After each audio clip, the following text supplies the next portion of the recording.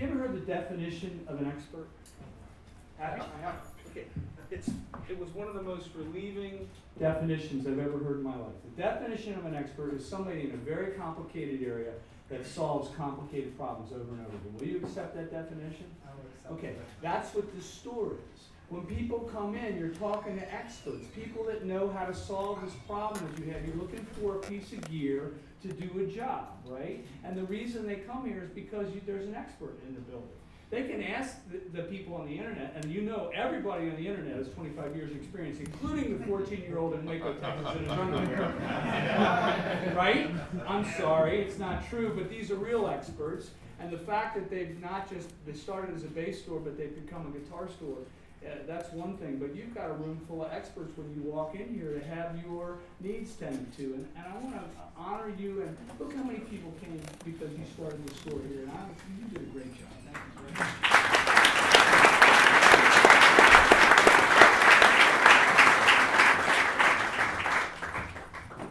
So, yeah, I'm going to cause some trouble. Okay, so is it okay if we cause trouble tonight? Oh, yeah. All right, so I can say a lot of things, but if you guys film it or put it Instagram Live, I'm going to edit it. Now, my marketing department is saying, please Instagram Live this whole thing, and I'm thinking, I don't think it's a very good idea for this guy to be doing this, right? What do you mean? I'm holding it up here. Do we trust him? No. All right. I don't care whether you do it or not. What did the guy say at Iron Man? They gave him the whole thing he was supposed to say at the very end. I said, I'll say it tonight. So is that fair? I'll come in.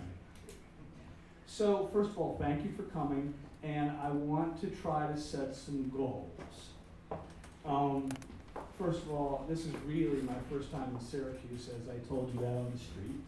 And it's an honor to be here, and I think this is really good because this is a very musical area, a very highly intelligent group of people here, and that there's a guitar store in town, a bass store, and I think that's good. So let's set a goal. How many people here do not play guitar? Usually it's all women that raise your hand, but you raise your hand in the back. So what gear slut are you helping to be here tonight? You're just here. You're just here. Why are you here? Me? Yeah, you. I love the family, and So you're here to support somebody. Oh, that's awesome. Okay, good. So what woman to raise your hand? Okay, so who are you here? I say that's your gear slut, right? I said this is your act. You're helping. I said I'm going to set a goal that this is entertaining for people who don't play guitar. Fair enough? Fair enough. Okay, so that's goal 1. All right, goal 2, how about if we try to discuss how somebody can find a magic guitar without enough information to go off of? Wouldn't it be nice that if you walk into a store, you could figure out what the magic ones were without being told on the internet which one is what? Wouldn't it be nice to be able to decipher through that? I mean, how old are you? Okay, so 16 years old, you don't know that when I was a kid there were 8 guitar brands and 8 factories. You don't know that 20 years ago there were 22 guitar brands and 30 brands and 18 factories. Now there's 24 factories and 320 brands. How are you supposed to sift through that at 16 years old? It's almost impossible. And I'm telling you there's a way to do that. And I'll go over that. That would be good. That's why you were nodding so much. Okay. So the goal 2 would be that we try and get everybody to a place where they can find a magic guitar regardless of whether they play guitar or not. That would mean you could find a magic guitar if I do my job tonight. I have. You've already found it. I found it a few times. And did you already pay for it? Oh, yeah. Wow, do I like this woman more than this guy. So time out. So, How many times have I paid? All of them. all right, do you want to know all the dirty tricks the guys play on the women about the money of the guitars? You want to know them all? We'll throw every guy under the bus, okay? Okay? If my wife sells those guitars for what she thinks I paid for them after I die, I'll kill her. And so the guy leaves with an empty case and he comes back in with a guitar in the case. All the guitars are black. He goes out, he trades in a guitar, He brings the one home and he says, look, dear, I only paid $800 for it. He didn't tell you about the $3,200 trade. So he has a receipt for $800, but that's not what the guitar costs, right? Oh, there's so many tricks. So this guy is at our clinic and he goes, my wife won't let me buy the guitar. And I said, and this is all on YouTube. You can watch all this on YouTube, okay? My wife won't let me buy the guitar. And I said, oh, come on. He says, no, she won't let me buy the guitar. I have 14 of them. She won't let me have the 15th. I said, put her on the phone. So we put her on the phone, and I explained to her that he's got 14 and he wants a 15th one. She goes, he has how many? And I looked at him and I said, there's 12 other people in this tent. They know you have 15 and your wife doesn't. I like her way more than I like you. Right? And then she says, look, if he sells one, he can buy another one. No problem. He goes, I don't like that deal. Oh my God. I bought her a plane ticket, brought her the next year, put him in a straitjacket, and then gave her the private stock prototype he could never have if she promised me in that moment he could never touch it, which she did. I gave it to her. All the women were cheering. It was awesome. The daughter watching the father in the straitjacket go like this wasn't very cool, but she got over it, right? Another guy walks up to me, and he's got 4 PRSs, and he says, my wife will let me buy another. I said, why not? Because he hasn't bought me a wedding ring yet. I went, buddy, you got a real problem, and I'm it. I made him promise to buy her the wedding ring that day before he could buy the guitar. He wanted me dead. I didn't care. He bought the wedding ring, he got the guitar, the whole place cheered. It was awesome. So I'm way on your side. The people that are actually, so you have an addict on your hands. When he's sitting in a chair and he's holding a guitar he loves, he's in no pain. And when he puts it away, there's no hangover. You're buying him very sophisticated heroin. That's what you're a drug dealer. Sorry, lady. This is drug heaven. We're in the pain reduction business. Who's laughing? You think that's funny? I thought it was funny too. So here's the other thing I realized about it. When they made iPods with music, before the cell phone, and somebody was walking in the street with earbuds in their ears, they were in no pain. Nobody was in a bad mood listening to an iPod. It was the greatest mood adjuster created of all time. And then I realized guitars are the same thing, and I like guitars better that day. So the firemen started coming to me and said, Paul, once the people and the animals are out of the house, we're hearing people scream for their PRSs now more than the photographs. And that day I liked me. That day I felt better about selling heirlooms. That day Paul Miles and I felt better about making private stocks for everybody. So far you're smiling, and I think I'm keeping promise one, that you're getting entertained. Is that correct? Does this drug addict have a name? So you do have a name. But she's bought you how many? Wow, 4. Everybody give her a hand. That's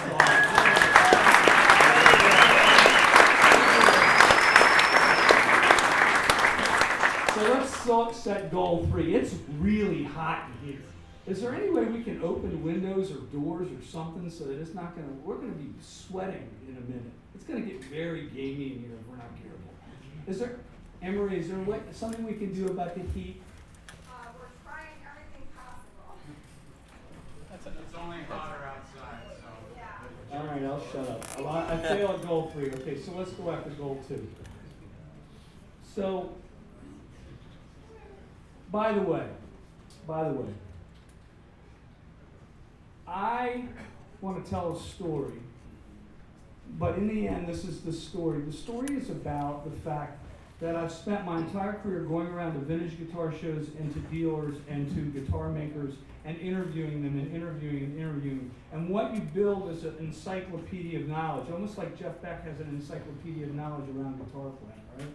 Around Eric Clapton has an encyclopedia of knowledge. They say Robert Plant has an unbelievable encyclopedia of knowledge of old blues. Just unbelievable. And I have this encyclopedia of knowledge that I would love to share with you today. So if you want to interrupt and ask questions, that's fine. All right? So let me tell you the story that happened at Chicago Music Exchange. Has anybody ever heard of that store at Chicago Music Exchange? Okay. So it's this big store in the middle of Chicago, and it's basically a museum. And I'm talking about 57 Strats and 59 Les Pauls, and I'm talking about how long guitars ring with a stopwatch, and I'm talking about all these things to try to explain about guitars and what the difference between old ones and new ones are. And somebody gets up in the middle, just like you in the red shirt, and goes, Paul, we've never played a 57 Strat. We've never played a 59 Les Paul. We think a 57 Strat is a reissue. We think a 59 Les Paul is a reissue.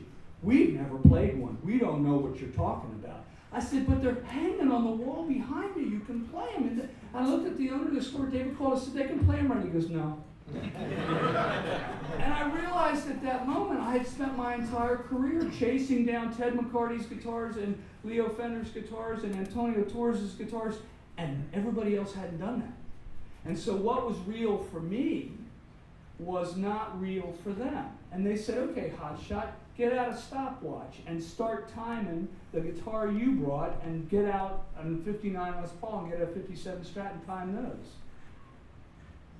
That stopped me in my tracks. The 57 Strat lasted about 48 seconds time when from hitting the low E.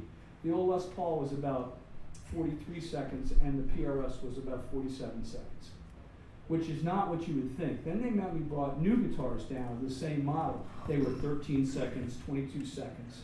I mean, if the guitar is shutting the string down, it's not a good thing. It's the same strings. Trust me, they put the same strings on the guitar, but some of them are shutting the vibration down and some are not. And so the very first thing you can do when you're looking for a guitar is see how long it rings. Because if you have, let's say you got Andre Segovia playing 2 nylon string guitars. Same string, same guitar player.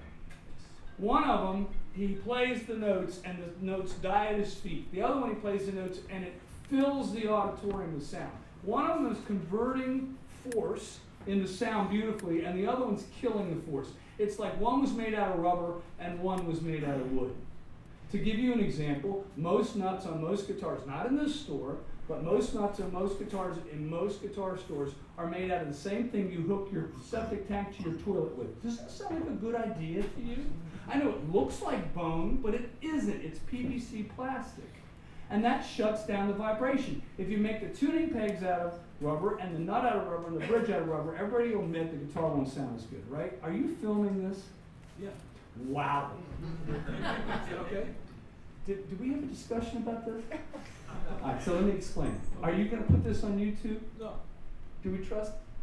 No. All right, so hang on. You want to film, time out, sir, if you want to film, fine. But I say some completely out of bounds things and they get publicized, but I'm going to have to just own it. You keep filming, it's fine. Thank you. I won't publish it. You do whatever you want. Okay. Put it on the Fender site. Oh, let me get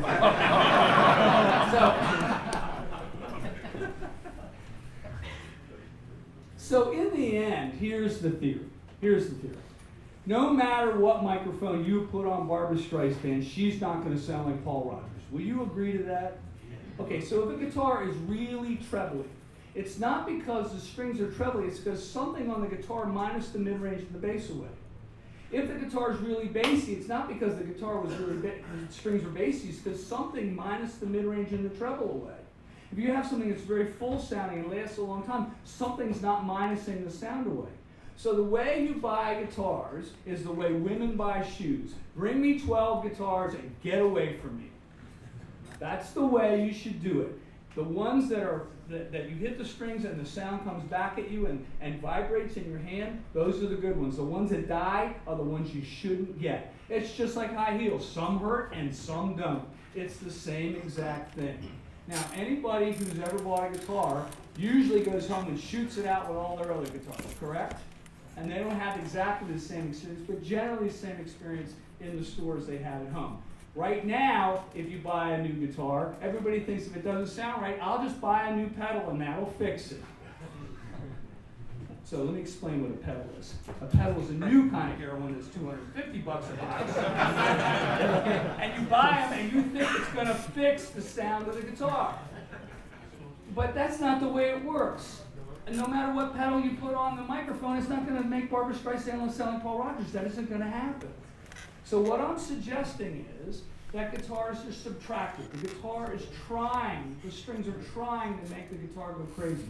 but something's minusing the sound away. And if you just sit down with a stopwatch, that'll start to tell you how good the guitar is. If you just take your experience and how much it's ringing, you'll hear the difference. So let's do that right now. Bring me a PRS.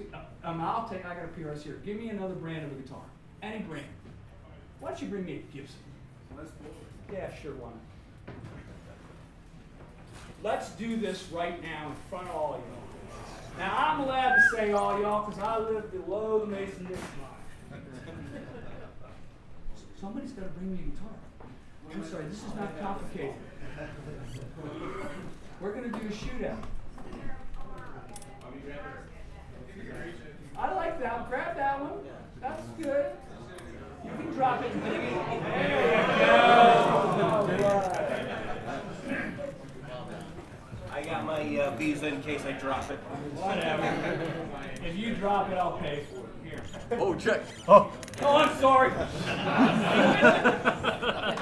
Now listen, everybody's got to be quiet.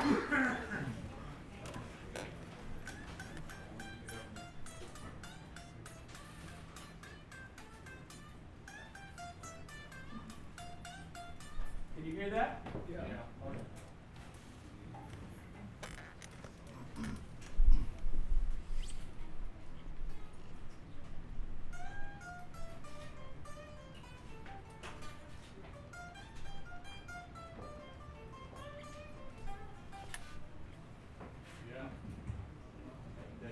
Cool.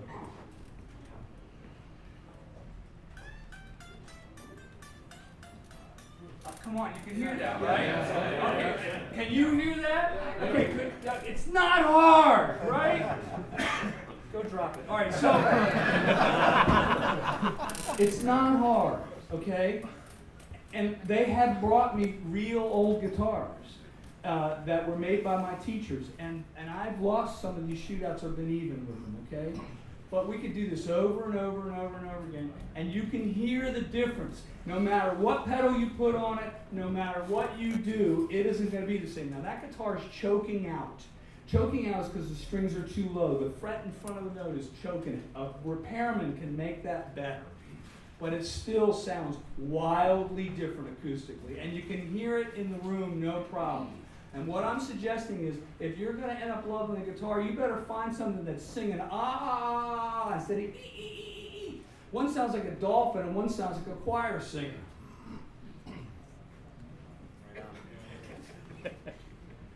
What's the dolphin say? Something like that. Yeah. Flip. Can we put this away? I'm going to give it. That's over here.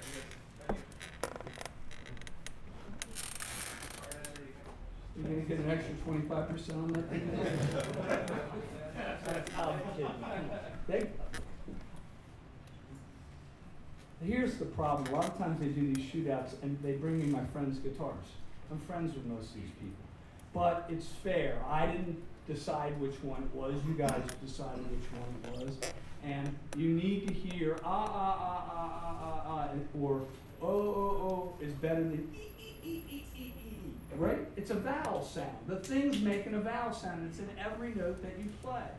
And from that perspective, you should be able to get an idea about the guitar. If you love the way it plays and sounds when you plug it in and looks, maybe you have a magic guitar in your hands. Maybe you should trust your experience. Maybe your experience is way better than what the internet tells you. The reason we have endorsements is if it's good enough for Carlos Santana, then maybe it's good enough for you. If Hendrix played a Strat, then maybe the Strat's good enough for you. Stevie Ray Vaughan did this, and those endorsements say, this guy thinks this is good, you should listen to his opinion. And by the way, Robin Ford has a more sophisticated opinion than somebody that just started practicing guitar. So you should listen to what Robin Ford has to say. You should listen to what Mark Tremonti has to say. You should listen to what John Mayer has to say. It's important because they have deeply experienced opinions. That said, I'm suggesting your experience is even more important and you should trust it. Now, I know that's very simplistic. Bring me 12 guitars, get away from me, let me plug them in and try them, and that's the way to do it. But in my experience, that's the way you should buy guitars. And that would be promise too. That there is a way in which you guys, as a team, female, male, whoever, can experience guitars no matter how well or not well you play.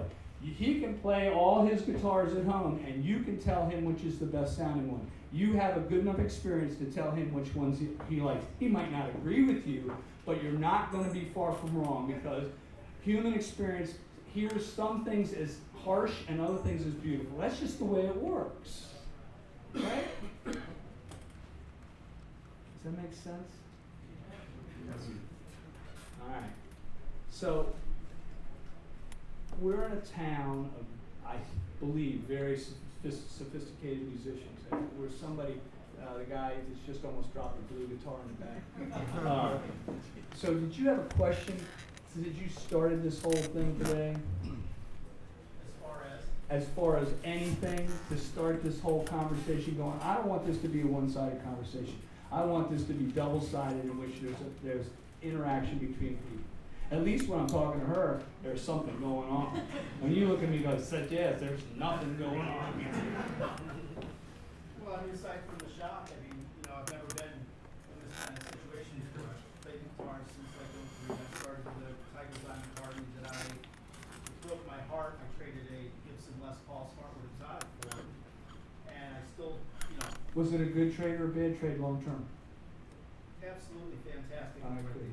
Just checking. Go Because on. it had everything that the Les Paul had, and then some. All right, Like we good. were talking outside, Mhm. you can play acoustic on it, you can go country, you can do pop, and then you can flip over to the bridge pickup and you can get the nastiest metal like Emil.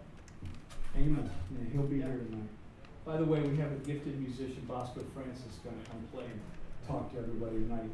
You don't get that diversity out of any other guitar. Yeah. So, let me, just to make your point, just to key off what you said, how many people in this room have owned a guitar they loved and sold and regretted they sold it? How many people saw a guitar they should have bought and didn't buy it and regretted never buying it? Okay? How many people sold a guitar and they regretted selling it, and afterwards they didn't regret selling it at all? That would be, you have to raise your hand. Okay, good, we get one or two of those, okay. So, in my mind, all this stuff's important for you to swim through. Now remember what I told you, now there's 23 or 24 factories and 350 brands. It's almost impossible to swim through.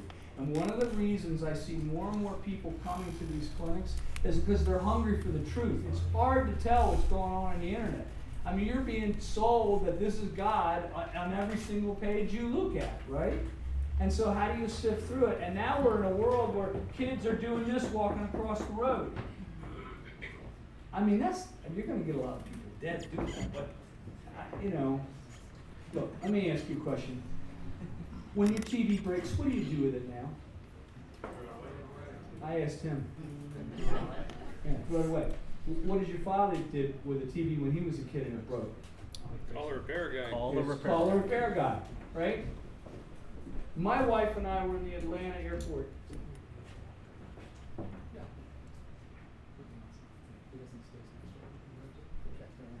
So, tell me. So we have overflow next door in Midnight Sun. You can go through the back there, or you can go through the store that's literally right connected to ours right here. It's air conditioned. There's a big TV. We have audio and everything there. So you can see everything here is all live camera from here and here. So it looks great. So if you don't want to be standing and you want to be cool, it's a great area to just slip right over there. And you can still see and interact with everything going on. So I'll let you know.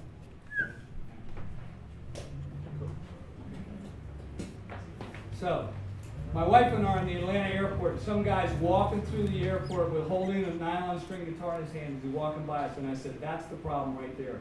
And she goes, "What are you talking about?" I said, "What's he going to do when it breaks?" She said, "He's going to throw it away." And I went, "That's exactly right." But you think a Stradivarius violin's not in the shop every 2 weeks? Of course it is. They're well taken care of. I'm fighting with everything. I'm arguing with hundreds of thousands of people that I don't think the guitar should be a throwaway instrument. It should be something that's cared for and loved and taken to a repair shop and make sure that it's doing its job all the time. And our job at PRS is to make sure when you get the guitar, it doesn't need to be repaired. It doesn't need to go to the repair shop. It plays in tune. It stays in tune. You can play a gig on it or go to a recording session right out of the box. That's our job. And on 9 o'clock in the mornings on Friday, all the managers get together and we open cases just like you do to find out if that's true. So in my opinion, one of the reasons so many people are here is because they're trying to swim through all this rubbish of information, which is hard to do. And I haven't given up. I keep going at it and going at it. Now on Instagram Live, I can talk and literally 20,000, I can reach 20,000 people in a half an hour. And I come here to Syracuse and there's 200 people here for an all-day event.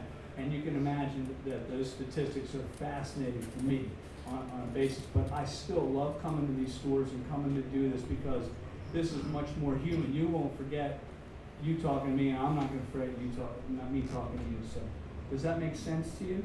Good. So do you have a question?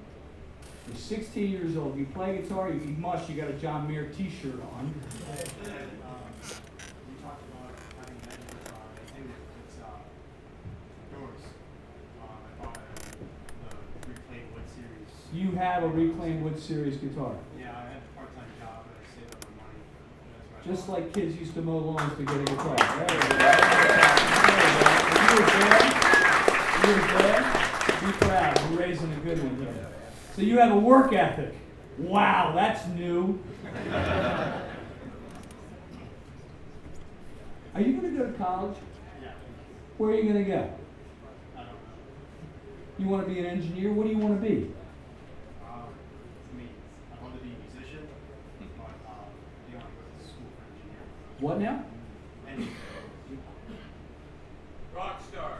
No, he said he wanted to major in engineering and minor in music. That's what he said. Yeah. That's what he said. That's what his dad liked. He likes that idea.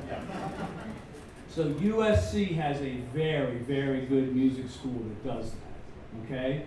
Paul Jackson Jr. plays on American Idol, is a USC graduate. They work.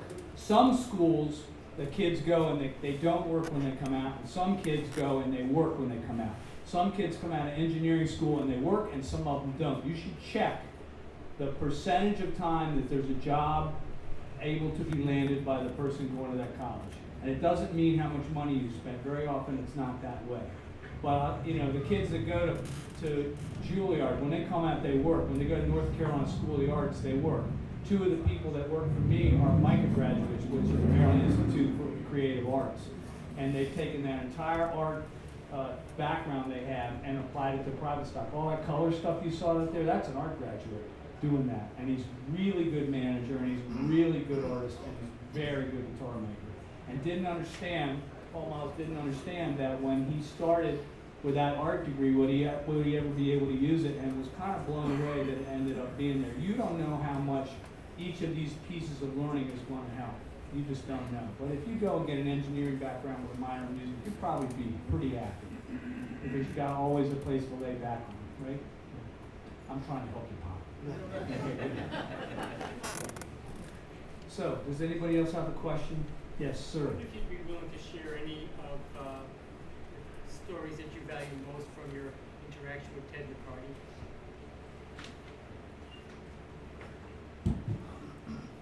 Sure, I'll answer the whole question. I said Ted McCarty ran Gibson from 1948 to 1966. Okay? He had two job offers. He could either be the CFO of the Brock Candy Company, or he could run Gibson Guitars. And it was debatable which job he was going to take, and he finally took the one running Gibson because he thought that he'd seen companies run so badly for so long, he could run a company right. That was his theory. So he took it from the guy who ran Chicago Music, which was the sales team, and he started in 1948, and I asked him a million questions. I asked him how they glued on the tops. I asked him how they glued on the fretboards. How did they dry the fretboards? How did they glue the frets in? How did they finish them? How did they do everything? So let me give you some examples. Ted, how'd you glue the tops on? Well, we used radio frequency glue. In other words, we glued the top on with wooden jigs and we put it in a microwave oven, okay? Which is the way they glue Marshall cabinets together. They're instantly, it's called radio frequency glue. It's very normal. It almost boils the glue by running, a microwave oven over on a handheld thing. Now, you could walk by them gluing the tops on with the light bulb in your hand. It wouldn't be plugged plugged in anyway, light up. That's like putting a cat in the microwave to dry it off. I mean, that's basically, he was saying you could walk by the machines drying the tops, and you were holding a light bulb without it being plugged in, and it was lighting up in his hand. That's like putting metal in the microwave. Does anybody ever put a CD in the microwave? Oh, what fun, right? Looks like Star Wars and stinks the whole house up. So there was a story. I said, well, what kind of glue did you glue the frets in with? He said, fish glue. So I tried it. It stunk like fish. I never wanted to use it again. Well, how did you dry the fretboards? Well, we had an oven where all the resin would drip on the floor. I don't think OSHA lets you do that anymore. It was a fire hazard, right? I mean, he told me everything about, they took a 55-gallon drum of nitrocellulose lacquer and put a heating element in it to heat it up so that it would spray easier, because the viscosity would go from honey to liquid. I'm sorry, nitrocellulose lacquer is 3 degrees away from cotton explosive, and they were putting a heating element in it. That's not a good idea. But that's the way it was done. That's the way it was done. He told me everything about how they made those guitars.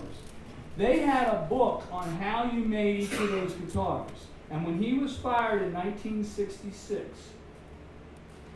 because he uncovered a conspiracy to take the company away from the Chicago Music Exchange guy, there was a book on how to build all the guitars, and the new manager had all the books collected and threw them away.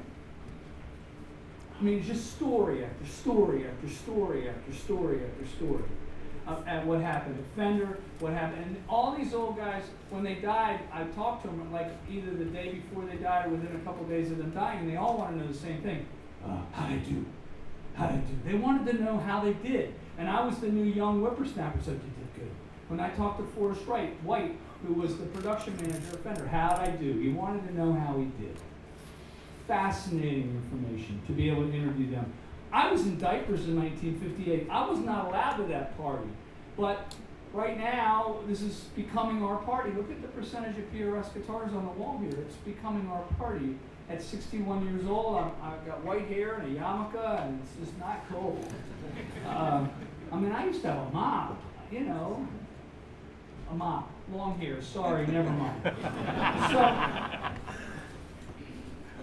Ted was very cool. He was a champion. He would bring himself to a moment. He'd literally almost be asleep, and I said, Ted, you got an interview. I'd whisper in his ear, you go, okay, and he'd wake up, you do the whole thing, and the interview would be over, he'd go back to sleep.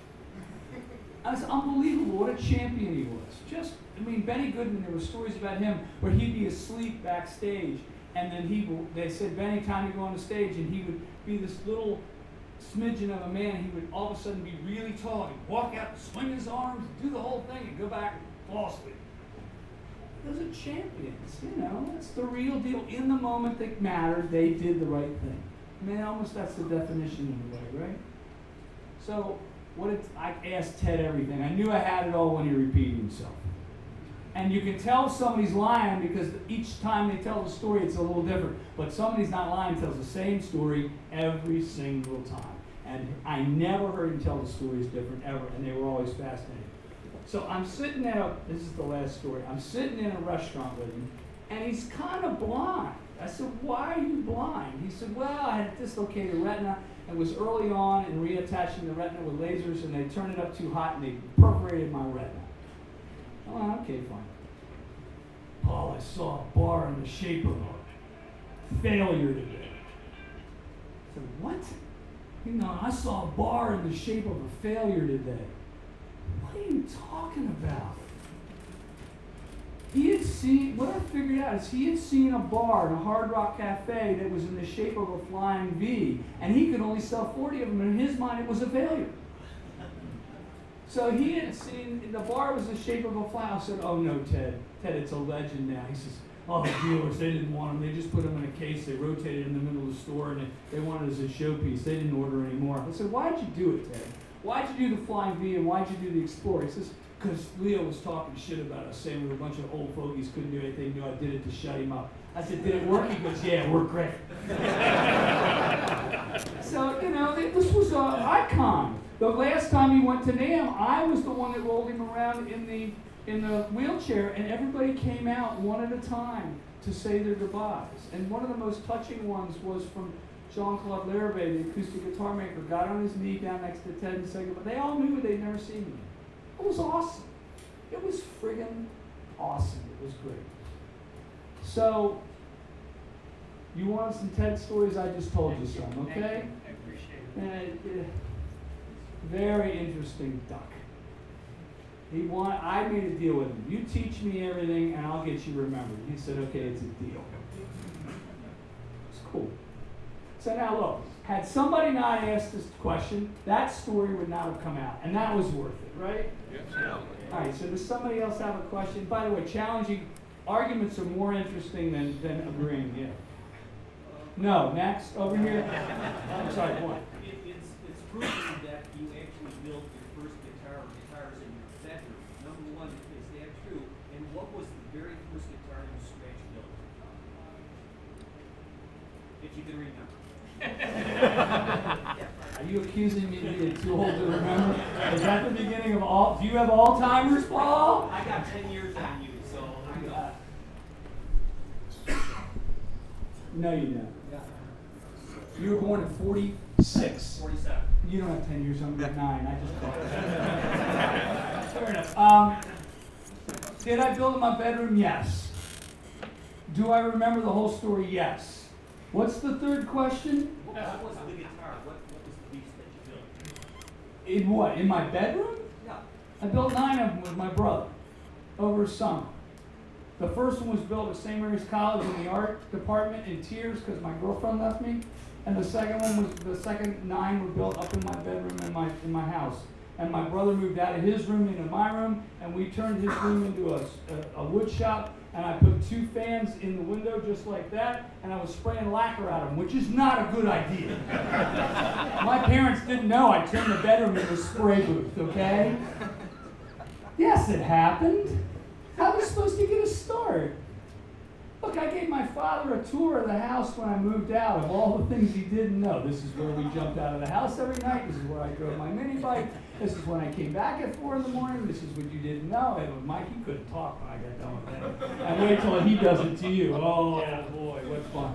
So, did I answer your question? Good. Somebody over here had a question. Yeah. Yeah, we talked about one tech, now about another tech. Nugent. What about Nugent? He used your guitar to Yeah. go with Dan Yankees about 4 or 5 years after you started your company. Yeah. Well, how was he like to deal with? He's a gentleman, to me. Says outrageous stuff, completely outrageous stuff. He's been always decent to me. Look, I never met a rock star who didn't deserve to be there. Never met Carlos. Trust me, Carlos Santana deserves to be there. He knows how to play to the last person in the last place, getting a beer and have them hear a melody while they're trying to get the beer ordered. I mean, these people. These arena rock people and these radio people absolutely know what they're doing. The Milli Vanillis are very small and the rock stars are very big. Listen, John Mayer, I'm convinced he's a genius. I've seen him do some things that just blew me away. Just stunning how smart these people are, all of them. So why would you, the Nuge, and say, well, Derek St. Holmes was in my band for a long time. I know a lot about Ted. And I like Ted. So he's said some things that have been interesting. I stay out of it. But he's been very, very, very supportive of my career. So why would I not say anything but nothing but positive about Ted? If he was in here, he'd be alpha male right now, and he'd tell the guitar maker to shut up. Right? Okay. Yes? Do you think that the relevancy of guitar is maybe decreased or declined? Does anybody have scotch in a flask under their chair? Seriously, the relevancy of guitar. We're going to go for that one? Yeah. Oh, bang. I'm in Syracuse now. I was in Cleveland the other day and someone said, I'll have your shirt. And I went, you're asking me to take the shirt off my back and give it to you? He said, yeah. And somebody said, welcome to Cleveland. So, you want to go over the relevancy? Okay, let's go there. Let's go. I feel like they're. I feel when like it's you not, feel like it's not what? popular You already like it started used this to be. war. What? It's not as popular as it used Oh, to be. bullshit. Is that on the internet? Alright, so hold on a minute. So the Washington Post puts out this article that guitar is dead. The next day, 15,000 people go out into Virginia to watch John Mayer play solos with the Dead and Company. And the next day, Sweetwater has Gear Fest, and another 15,000 people are buying guitars on the day that they proclaimed it dead. That's insane. Yeah. That's just nuts. The guitar is the violin of our time. There's a thing in the airport right now that says one of the greatest inventions of the world. It's on the cover of National Geographic or something, and the electric guitar is one of the pictures. You gotta be kidding me. It's just nuts. It's crazy. The sales are back where they were in 2005. It's insane. Look how many guitars. You think they're buying these things to sell to you because it's dead and it's not relevant anymore? If this was a tube TV store, you would be right.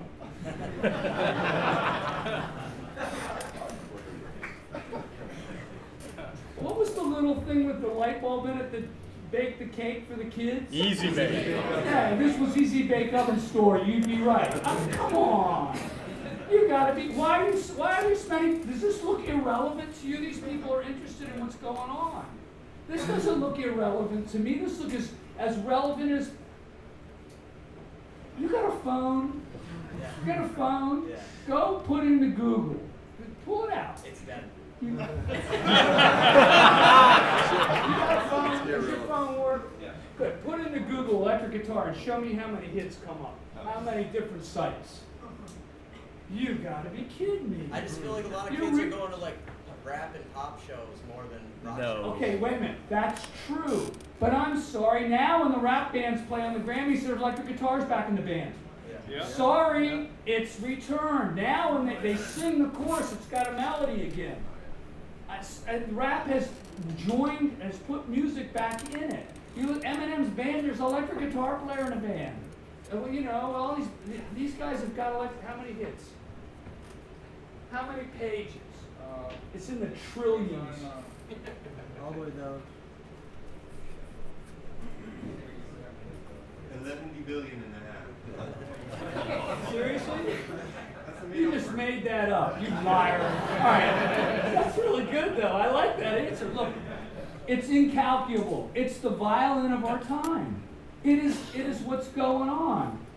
I'm sorry, when John Mayer does an Instagram with a new guitar, it's got 2 million likes or views within 5 minutes. Does that sound irrelevant to you? It's just a moving target. It's completely relevant. We're doing Nothing more beautiful than then what? You got a credit card? I can send you a loan with a relevancy tonight. You really believe this whole No, I thing don't. about I read that article. the That's why I Tone brought Woods it up. thing and all the arguments on the internet? Do you live on your phone? But it's I- dead, you must, because you just ate it up before you got here, right? Yeah. Why do you think it's irrelevant? Let me ask you. I mean, I don't. Did think somebody that tell it's you that on the irrelevant. internet, or you I think read that? that Washington Post, and I What wanted up? to get an opinion, you know. But I love the guitar. That's why I'm here, obviously. I love music and rock and I roll. called the editor of the Washington Post after that. I said, "You gotta be kidding me." The whole industry went, "No, the numbers don't support it." The Yeah. whole industry said, "No, we're back to the old levels." They've been trying to, as John Mayer said, they've been trying to utilize. No, not euthanize. That's eulogize the electric guitar for decades. Sorry, it ain't dead. You probably never played one.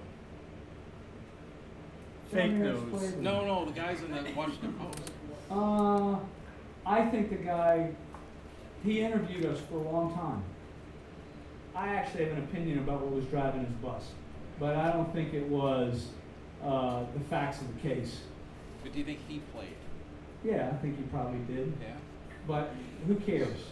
I don't think it was accurate. It doesn't add to the story. What adds to the story is 15,000 people the next day and then another 15,000 people the next day in Fort Wayne, Indiana, in the middle of a cornfield, 15,000 people show up. Y'all need to shut up now. That just ain't true. Right? It's just not true. And you're believing the internet, and I mean, I'm the not Washington believing it. Post used to be a chronicle. A chronicle is what's the truth every day. That would be the New York Times, the Washington Post, Chicago Tribune, LA Times. That's where you get when 9/11 happens. You want that fact of what happened that day. I didn't find that piece of reporting to be chronicle reporting. I found it to be muckraking in the wrong direction. And I'll say it over and over again. And told the editor that. So I don't buy it. Really, really gonna listen to that crap? Come on, man. Everybody here's highly interested in guitars. That he hadn't asked that question, I wouldn't have had any fun with it. Yeah, right there. Yeah, you. What's it like working with Jimmy Herring, and when was that like aha moment you had where you really knew that you had such an unbelievable business ahead of you? All right, so I don't understand the second question, but I do understand the first question. What's question number 2? By the way, you notice everybody's asking 2 questions, not 1. You catching that? What's question 2? The herring thing I can answer. What's the second question? When did you really know that this was like becoming like your life, that this was like gonna be like such a big, amazing thing for not just music itself, but like guitar building and for movie theaters in general? I don't even know how to answer question 2, but I'll answer question 1. So there's this guy named Jimmy Herring who played in the Grateful Dead, played in the Allman Brothers, played in all these bands, and now he's in Widespread Panic, and he's not in the Aquarium Rescue Unit anymore because we lost the Colonel, but an extraordinary guitar player. So I've known Jimmy Herring's a really good guitar player for a long time, and I've gone to watch him play a whole lot. I went and saw him in Atlanta, and there were about 17,000 people in this place, and he started solo, and 5 minutes later, he had just taken them on a journey. And the place erupted after these solos. He literally knows how to. Derek Trucks is very good at taking somebody on a musical journey. Hendrix, if you listen to the solos in some of his tunes, it would be a journey. The guitar player in the Atlanta Rhythm section would take somebody on a journey. These guitar players are extraordinary. Eric Johnson, I can name guitar player after guitar player after guitar player. Carlos Santana, you name it, right? Herring is playing state-of-the-art guitar right now. And so I invited him to come to our event. And I said, John McLaughlin's going to play. He says, I can't do that. I can't play with John. And I got mildly upset with him and told him, listen, you're good enough to do this. We're going to do a bunch of Mahavishnu tunes. Come on. And he finally did it. And now they're going on tour. Anybody misses that tour should be shot. Jimmy Herring and John McLaughlin are going on tour together, and you should go watch this happen. It's John's last tour. He's one of our musical geniuses, and you get to see him. Jimmy Herring's playing state-of-the-art guitar right now. John Mayer is playing state-of-the-art guitar right now. Carlos Santana's on top of his game. Mark Tremonti's on top of his game. This is a very, very powerful competitive environment in which people are really, really going for it. So you asked about Jimmy Herring, you're going to get nothing but compliments from me about him. And basically, in a way, I'm his doctor because I'm the one building the guitars for the tour, right? So I answered that question. What's question 2? When did you finally come to the conclusion that what you're doing is going to have this great unbelievable impact? Is there a certain guitar you built where you were like, No, that's not the way it works. That's not the way it works. No. There was never that moment. That's not the way it works. There was a time when the rig of choice was a dual rectifier and a PRS. You remember that? And then the economy took a dump. And the day the economy took a dump, the stores were selling the exact same number of pieces of gear a week. But the amount that people were spending was half. So you had a $10 million store that was doing just as much business, but it was now only a $5 million store. I mean, it's really bad what happened. And we used to come out with new models, and it was just fun. And we'd have a long backorder, 2-year backorder. When that happened, the boat business in my town, which is Annapolis, went down by 90% in one day. My friend ran Chris Craft of the Chesapeake. He was bankrupt in 3 months. Done. I mean, some of these industries just ended. It's kind of like if you get on a train from New York to DC, you'll see a lot of buildings empty. They were all buildings for building garments and clothing, and they just died. It all went overseas. A lot of businesses just ended. And for us, what we did was pull every trick in the book. All the wood that we had stored for 10 years that we had put away for a rainy day. It was raining, we put it up for sale. We built all these wood libraries.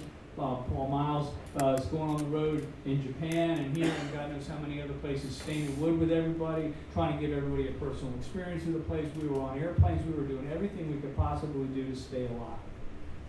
And there was no one moment. I don't know what's going to happen tonight. If I make one mistake, I'll be remembered for the mistake that I make tonight. Whereas in baseball, if you're batting .400, you can make 6 mistakes out of 10 and you're fine. But in my world, you can't do that. So it wasn't just one moment. There is no success thing. Believe me, on any given day, it can be erased. There's somebody in our business made a mistake about 9 months ago, said something political, and all his back order was canceled the next day. It doesn't take anything to take it away. You've got to be really careful. So it's not that way for me. It's much more of a journey. It's much more of a progress, but it is more our time than it was. Our back order is bigger than our competitors at this point, so that's good. That's not bad. This whole wood thing's been interesting that's been going on. There's lots of interesting things going on, but it's not that way. This is a constantly fought, hard-fought battle that has no one moment of success or failure, although it can take only one thing and wipe you out. I'll give you an example. 2 years ago, the snow was 10 feet high on our roof on our second building, and it collapsed the building. The news thought it was cool. They were flying helicopters over and taking pictures of a 100-foot hole in my building. But we had to figure out a way to be in business. It was really, really, really difficult. But we made it through it. The fire marshal did some magic things to help us get back into business. You know, things, you just don't know what's going to happen tomorrow. All the stuff that's going on with North Korea and all the other stuff going on, we don't know what's going to happen. This is very difficult times. You know, my wife has a house in the Florida Keys. Went right, the hurricane right over. She grew up in St. Thomas. That's had 2 of them hit. We just don't know what's going to happen. You know, so I'm in this moment, and this is a good moment, and I'm enjoying being here, and I don't know if Yellowstone's going to blow tomorrow or not. I have no idea. But in the meantime, the guitar's relevant. You are wrong. Yeah! All right? All right, good. Okay, I'd like to ask a question about the CITES regulations. Why do you want to know about CITES regulations? He's asking about the federal law for exporting and importing rosewood. Why are you bringing that up? Because I love rosewood on a PRS. Yeah, but so we'll sell it to you. Okay. We've done all the work. You don't have to worry about it. Okay, I was just going to ask if there were any extra challenges associated with that for Yes. inside of the U.S. Yes. Fair enough. All right, look, here's the deal.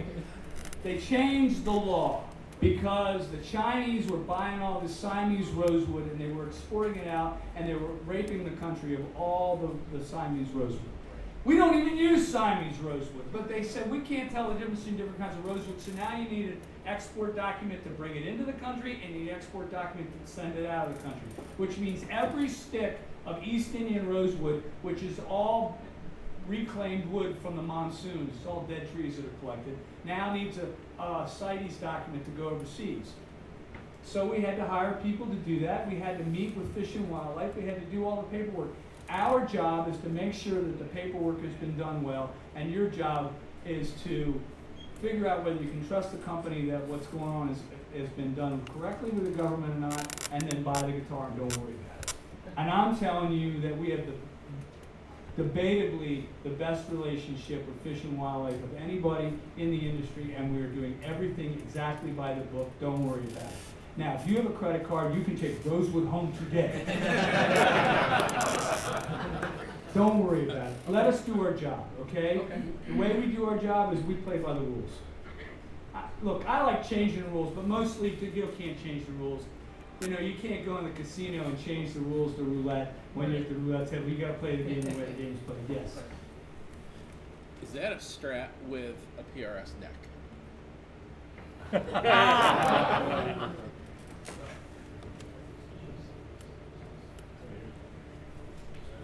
No, and I don't see anything on your phone. What he's showing me is a picture of John Mayer holding a PRS guitar, and he's asking me details about the guitar and whether or not I stole a Fender body. No. I was thinking of That's what you asked. No. I was thinking back on You your asked me, initial. exactly right. Is that a Strat body with a PRS neck? Isn't that what he asked me? Yeah, it is. Okay, It is. Oh, sorry, you're fighting to But- stay on this one. But the question was based on your idea about A, B, and guitars and sustain and. You don't I think wanted- he's A/B in that guitar and Yeah. everything he owns? Yeah, how do you You come don't up think with he that? has one of the most extensive vintage guitar collections ever, and you want me to Sure. talk about a model I haven't released? No. All right. I don't know what you're talking about. I don't see anything. All right. There's Fair enough. nothing on your screen. Fair enough. Listen, John's doing his job. Yeah. Oh, he Okay, did a great but job. He did a great job. It sounded well, great. but it puts me in a very difficult position because he's releasing information which is extraordinarily cool, but I can't really talk about it because I haven't told my rep who's here. I haven't told anybody. Okay. I can't, no. Yeah, wait. There There it is. All good. I see a phone. That's all gone. I see. I All don't gone. see. Okay, it's gone. So, I'm gonna be a dolphin again. I put it back. No.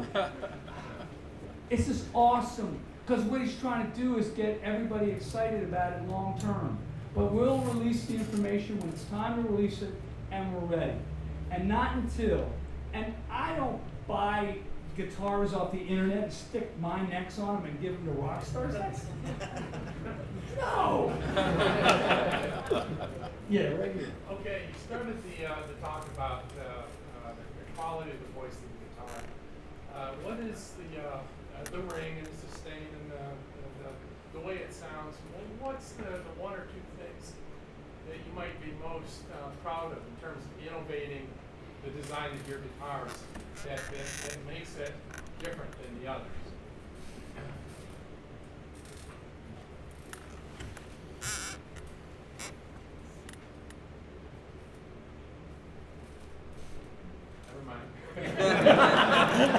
No.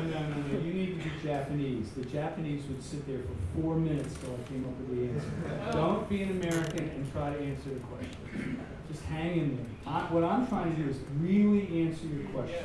Okay, I'm so really just give me a moment. You asked a complicated question about what I was most proud of having to do with the innovation of the guitar. I'm going through the definition of innovation. I'm trying to make sure that it's a grounded answer. Do I really believe it? I'm going through all that, and you're expecting me to do it in less than 15 seconds. Give me a second. Come on, bud.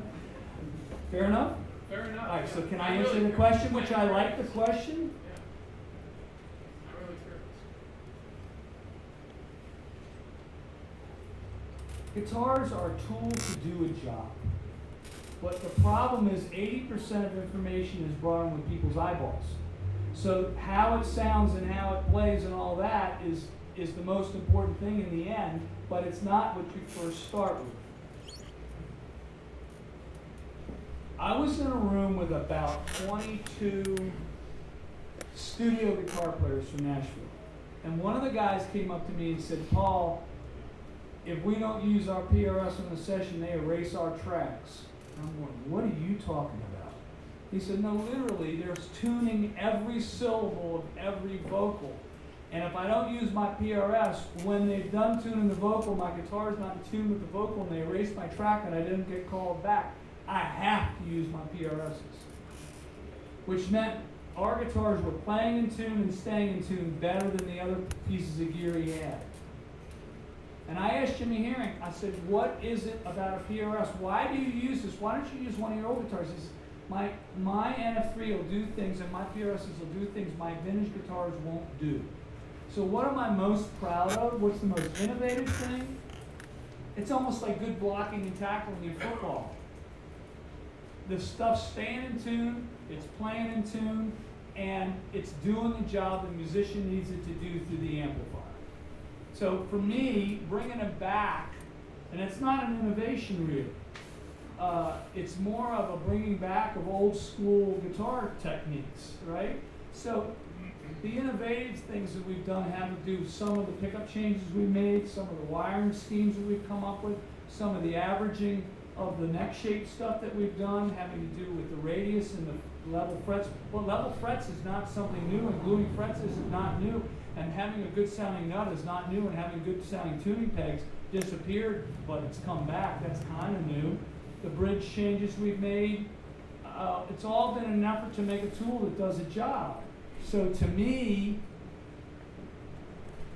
it's all been baby step innovation to try to make a tool that does a job for somebody. Now, somebody bought that blue guitar that's sitting right behind you on the wall. Did you buy that? No. Somebody here bought that today and had me sign in front of it, which means it's going to go on display as an art piece, which is okay if it's an art piece, but from a guitar player's point of view, if a guy in Nashville picked it up, I want to make sure it played in tune, stayed in tune, did his job, had a good tone, and he could do all the tricks and licks that he's come up with on the guitar to be able to play it. So one of the innovations is bring all the old school stuff back and get those frets in the nut in the right place. I would say that's very, very, very important. I have checked a lot of old instruments, and Ricky Skaggs has checked a lot of old instruments, and sometimes Ricky will take the fingerboard off an old mandolin and get the frets put in the right place and put it back on, and the guitar and the mandolin plays better in tune. You know, who knows how they put those fret slots in those days. So having it play in tune, be in tune, and play easy and sound good is really, really important. So does that answer your question? It does. Kind of. It does. I think it's the craftsmanship on how all that's put together. How it's all put together. Look, engineering and craftsmanship and art are very, very close related. Very close related. So we have somebody here. Yeah, one last question, and I want to get Bosco France up, okay? We have an extraordinary musician in the room, and I want him to come up and play. It's a question about the single cut. Where did the idea for the single cut come about, and it started around 2000? I wanted to be sued by Gibson, so we came out with it. It's my favorite model you make, by the way. What now? It's my favorite model you make, by the way. It's the single cut. Do that. All right, do that in so we got sued for that thing. Yeah, I've heard that. Yeah, and it ended up going to the Supreme Court, and they wouldn't hear it. Yeah. It was a joke. Yeah. Look, if you learn how to play that way, unless you set it up that way, that's not the way it is. Absolutely. It's very interesting. You're not allowed to trade something you patented, but the Les Paul was patented in 1953. So, as they said in the case, there's more wrong with this case than we can even approach. We're only going to hit the highlights. Yeah. So, I'm glad you really like it. Do you own a PRS Yes, I do. single I have cut? a SC single cut, and I have two PRS SCs actually. I have a custom Troy 47 string. Before that, and this is the guitar that means the most to my heart currently that I own, is my SC single cut. You know? And this is all good, right? Yeah. So, And I'd like to thank you look, for- we all knew there was going to be a fight with Yeah. Gibson around all the Les Paul copies that were underneath everybody's bed in the whole world. Yeah. I just didn't know that I was going to be in the middle of it on a guitar that wouldn't fit in the same case. Right. I didn't know, and it happened, and Yeah. anybody can sue anybody for anything. Yeah. So, Gibson's infamous for stuff like that, I know. look, I learned without even knowing it, Leo Fender and Ted McCarty's feet and Christian Martin, okay? And John D'Angelico and all these violin makers. And that whole design is part of the heritage of our business. And to be in a fight with them, interesting. But, I mean, the word cutaway, without trying to speak in broken sentences, a Les Paul shape is an acoustic guitar shape Yeah. made smaller with a bandsaw cut in it. That's what it's called, a cutaway, okay? That's a single cutaway. Our guitar is a double cutaway, and with all weird things, the Stratocaster is a double cutaway guitar with a single cutaway neck because the bolts are underneath the neck, whereas most double cutaway guitars, the neck is longer than the neck, right? It goes up underneath. So it's a very complicated little thing. To give you another point, a P bass is the original shape. A jazz bass is a Gumby P bass, and if you look at a jazz bass body by itself, it looks bizarre.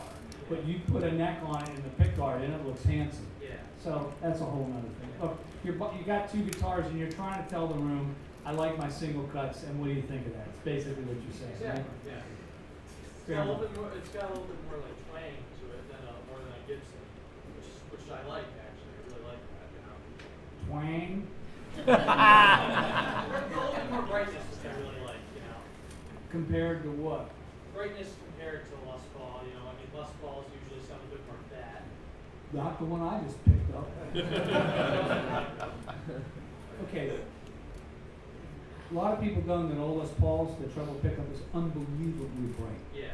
Okay, well, a lot of old PAFs sound like Telecaster pickups, but that's a whole different ballgame on a different day. All right. I have an extraordinary guitar player here that we brought. His name is Bosco France. And Bosco lives in Kentucky. And he came and played at our event without me knowing that he was going to play. And that's against the rules because I approve everybody that's going to play at our event. And he came and just decimated the entire place.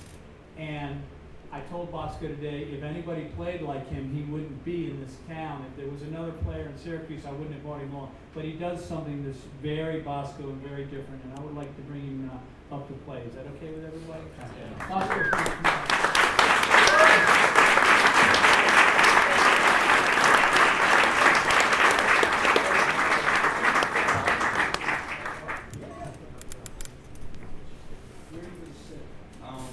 Right over here by this down there.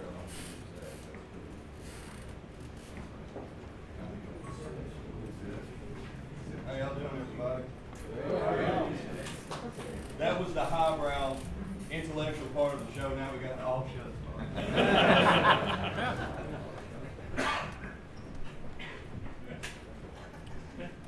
Well, no bigger words than I do, Mom. I picked some arguments. And I agree with most everything you said. Most everything. Well, then I couldn't hear everything, so it wouldn't be true. How about that? Is this a new guitar for you? This I got this yesterday at 6 p.m. I'll talk on this mic and you talk on that one. You got this guitar when? Yesterday about 6 o'clock.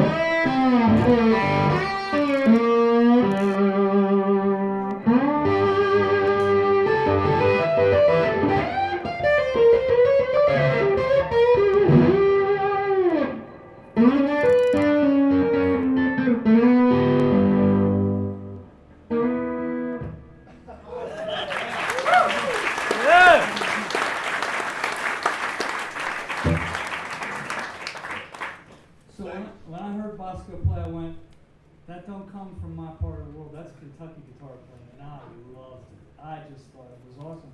And recently, I went to his house to go see the total eclipse because it went right over his head. Total eclipse of the sun. Yeah, okay, great. And we're driving around like madmen trying to get out from underneath the clouds. Because if a cloud is 400 yards in diameter, if you drive 400 yards that way, it's not under the cloud anymore, which was kind of interesting to do. And I have never seen him. I get pretty excited because I've only known Paul about 2 years now, and when I first met him, I was like, Mr. Smith, you remember that guitar? And he actually says like, kid, just because my name's on the headstock don't mean to build them on. And like walked off like Zelda's. But we were down at the house hanging out and stuff, and he was so excited about the eclipse. Like, it made all my children, all of them, all 12 of them. I only got 4, I just softened the blow. But there were 4. And he was like, oh, lots of kids. But it was so awesome, and our families were together. So it's been a real interesting experience to go from 2 years ago, I went to a clinic and asked a question to go to playing at the experience. We recorded an album, Paul produced it, we wrote a song together. It's for me, it's like, whoa, because I'm from Madisonville, Kentucky, man, you know. So it's a good day at the office to be up here and you get to play these guitars. I've only done a few of these clinics with Paul. Most of the time I do them by myself, and I make it more of a guitar lesson, because how many people play guitar in here? Or are married to someone, or annoyed by someone, or just by someone. So we recorded a CD. Normally people play the tracks, and that's all cool if you know that person, but people are going to be like, man, who's that dude? So I thought maybe talking about some slide guitar techniques, and even talking about the guitars, I find that people are afraid of the guitars, like Paul was saying. I hate these words. I hate the word better. Not one of these is better. The one might be different price, but I'm playing through the least expensive amp here. It works fine for me. Fine with it. These are the kind of tools that most people like me play through until we, get our point up and get another guitar. I normally play a CE22. There was a guy checking out a Satin CE24. Oh, I'm sorry. It was, sorry about all that. There's a CE24 he was going to check out and wanted to hear the clean channel amp. Those are the kind of things that I think would be more beneficial for me to do for anybody in the room.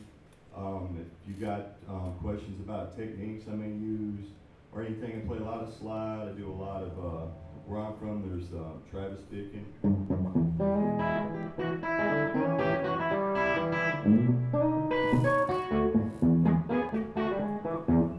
So it's like using your...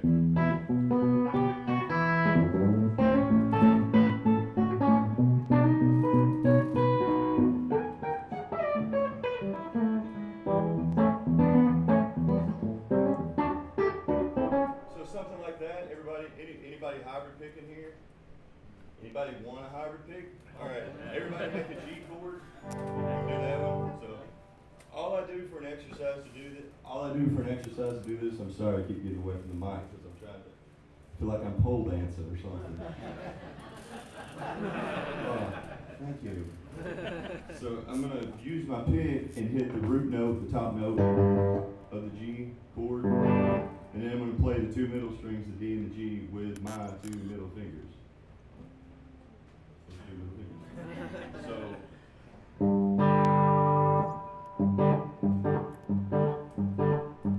just while you're sitting around watching TV, watching live PD, waiting to see if you know anybody on the show. So what I'm doing there is I'm bouncing off my D string on the 2nd fret. And I'm alternating. So E, double strings, close, E. Does that make sense? I don't want to go too fast or slow or anything if I'm being redundant. But if you practice that, and then the chords that go with that are G, C, and D, so let's make a C chord. I'm going to bounce, I'm going to move this finger in the middle of the C. It'll be on my D string. I'm going to bounce it off of the G string. Back to the G and the D. So just bouncing to get that sound. I'm using 3 strings on most of these. I'm using the pick with 2 fingers. But what that'll allow you to do if you practice,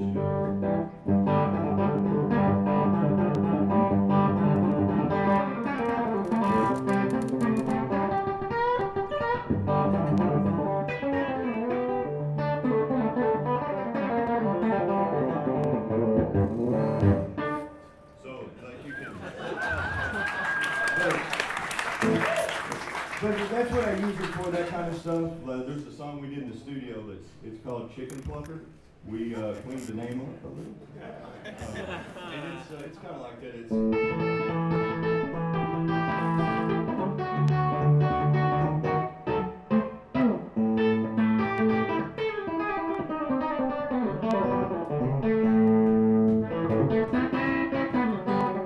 So all that kind of stuff and getting into the bendy spaghetti licks, and most of those, like everybody knows this pentatonic box, right? So like we all play it in ways to sound different, like the Eric Johnson sixes thing, just play 6 notes. 6 notes again, and then 8.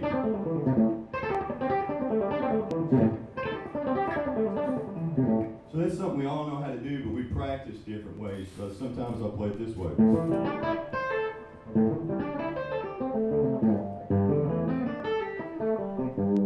So playing every, and so there's been a couple songs I wrote just because of that. So the hybrid picking thing is, that comes to all that, and then that gets me back to the slide, because there's muting with this hand for slide, and there's muting with this hand. If I mute with this hand, it won't even sound like I'm playing slide love.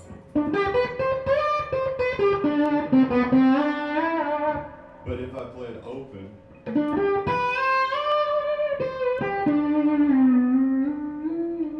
so it's like backward muting, but these two fingers are muting with here and putting a finger in between every string.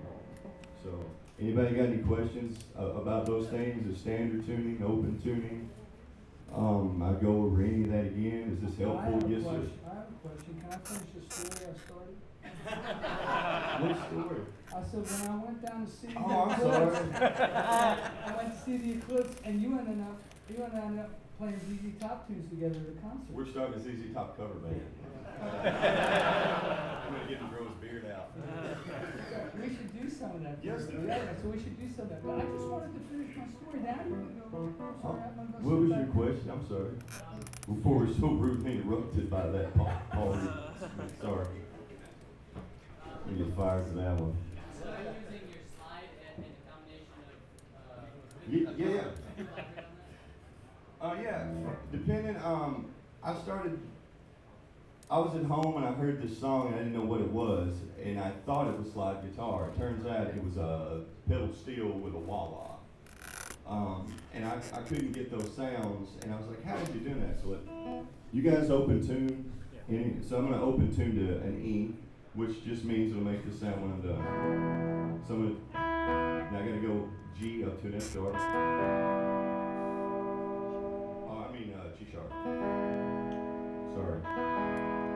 You take the D string up to an E. So it's a good guitar. I'm retuning it the next time moving here. And I just got this. I haven't played it through an amp until just now. Were you listening to Campbell Brothers? Huh? Were you listening to the Campbell Brothers? It was a band called The Word. The Luther Dickinson, Cody Dickinson, but Robert Randolph. But it's all instrumental gospel music. Yeah, that's Campbell Brothers, Sacred Steel Rochester. Yeah, Sacred Steel definitely part of it. Rich Derek Chucks. Yeah, and Aubrey Gant, all that. So that kind of stuff, call him by his name.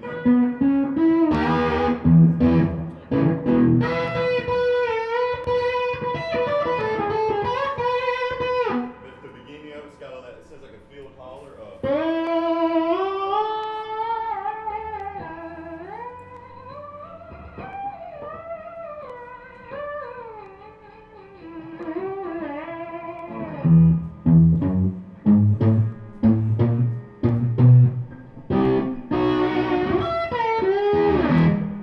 All that gospel stuff.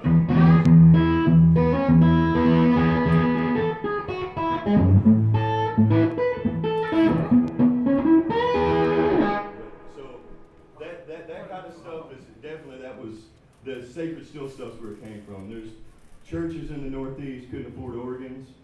The guys are like, man, I can make all those sounds with a pedal steel, and that's where that came from. But I was totally unimmersed or unaware of it where I was from in my little part of the woods. I had a roommate, and my only job to live there, because he felt bad for me because I was a struggling artist, was to leave the TV on for his Siamese cat named Kiervo on the Blues channel on like DirecTV, and that came on, and I called into work. I did. I was like, man, I had to figure out what that is, and I spent all day, and the closest I could get was that.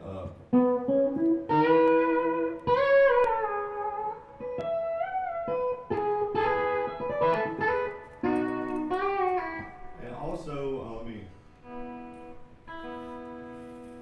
to retune again to standard. I do a lot of pedal steel bends. You guys know what those are?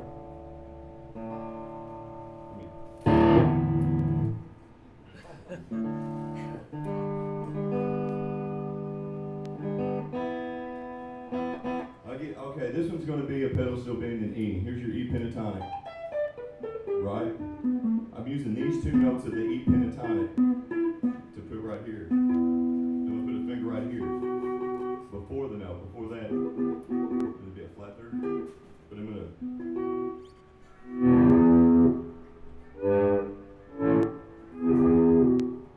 So if I did it in D, let's do it.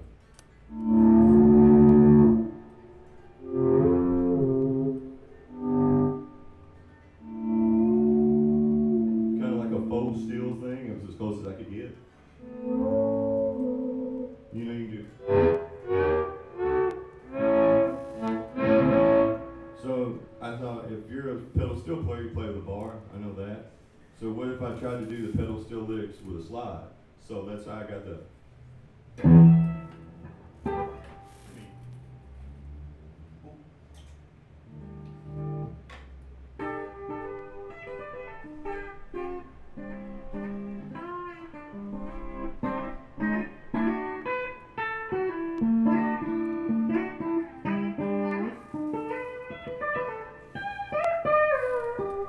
So yeah, I play around, like I'll figure out, if you want to play slide, this is the best exercise, easy for me to say, best exercise ever. Get your E string open, and then just play your major scale with one finger.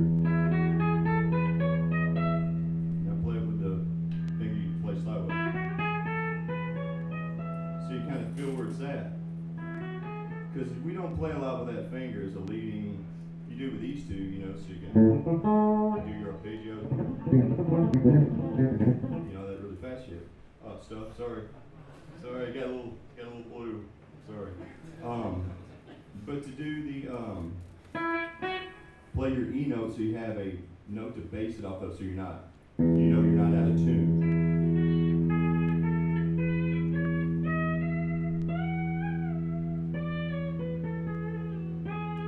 You always got that drone, kind of like Indian music, to work off of, if you're in tune.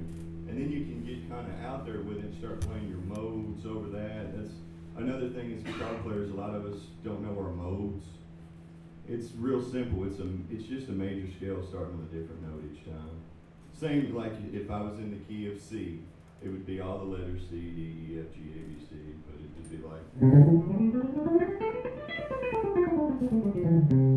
Do the exact same fingering, leave off the first note.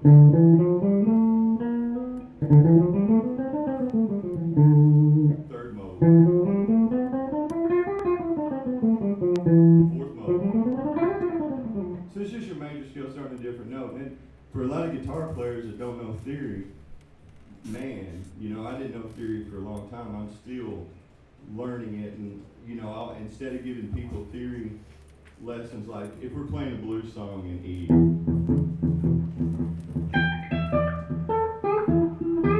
that's what we all go for.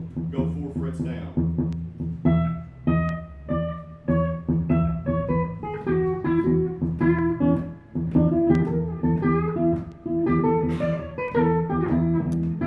So you can pick, play in between both of them. And there's also 5 positions of the pentatonic scale, and you can go all over YouTube and find those. Once you learn those 5, you can back each 5 of those down 4 steps and then have more, avenues to play those licks and stuff. I'm actually fascinated. I've never seen you do a clinic before. Oh. I send you as my replacement, and now I realize I'm your replacement. That's good. Okay. He's really good at this. This is fascinating, right? Thank you. I think we're getting more out of this than watching me finger tap. Maybe not. That's pretty good. But That sucked.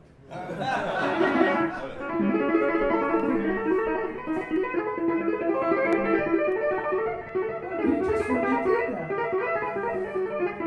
You just really did that. yeah, don't talk about my tapping again.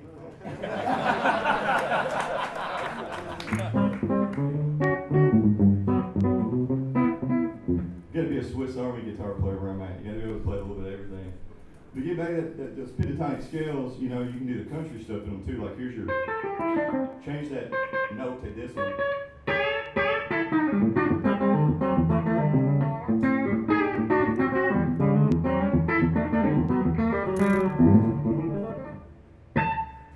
You know, just kind of know. Show off. So,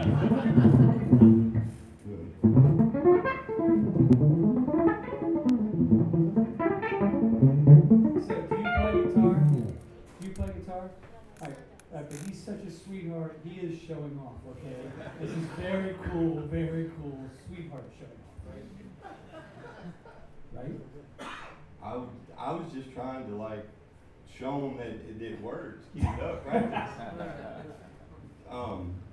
But no, we all play guitar. We're all going to blues jams. We're all playing the same 12 tones in Western music. How do we make it more interesting? Or we were just talking. You when you hear a good guitar player, you're like, ah, you don't know what it is, but like, oh, that guy. Even sometimes there's been guys I went and seen that are so out of tune, and I'm just like, yes, that's authentic.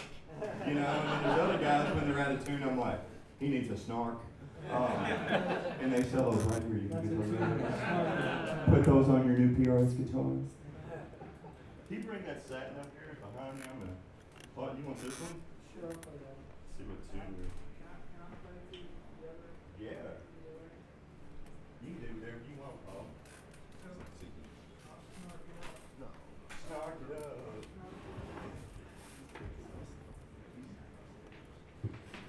Can I ask a question? Please. When you've taken one guitar here and done a whole bunch of different styles on. When you're playing slide, my first guitar I played slide on was an old Silvertone that got caught in the rain, warped, and I found the strings moved out enough were good for slide. Definitely. Do you adjust your neck if it's your primary slide guitar, or do you just?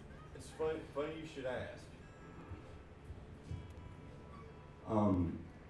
The impetus for me getting this guitar, so just being a beggar and wanter of things. I have two C22s I love, very similar to this guitar. They have the rotary 5, which is only 5 sounds. There's an improvement, there's 6 on this one, because you got the coil tap. I like this guitar's feel is good or better than mine, but there's certain things, because my guitar's been with me 20 years, it's really hard for me to admit that. But like the heel's smaller on these. That does change it for some people. Also, like like what you said, you did all those on one guitar. That's why I play PRS guitars. Paul took the tea and vinegar out of me last time I said this. When I was a kid, I'm 40, I'll be 41. Like Guns N' Roses and Stevie Ray Vaughan, those were the two biggest, things on my radar. Like 30 years ago on the 19th, I was at a Whitesnake Motley Crue concert when I was 10. Like, I've just always loved music and different stuff. It's like, well, I don't want to be Slash, and everyone was wearing strats and hats trying to be Stevie Ray, and you're not. There's still guys trying to be Stevie Ray. You know what? You're not. Do something different. And when I play a Strat, and if it's a really good one, and it gets me in that mood, then I immediately think I'm Jimi Hendrix or something, my character actor. I don't want that. And the same thing with Les Pauls are pretty and all that. I grew up seeing them, but when I won a contest and got to deal with them, that's the only reason I ever played one. Upper fret access to me is non-existent. Other people get around on them fine. I mean, John Sykes, watched him play when I was a kid, wear one out. But I don't like anything to get in my way, so I want a guitar to have humbuckers and single coils. So that accomplished on this guy. Same thing with this guy. I like this amp. This is one of my favorite amps, the clean channel is.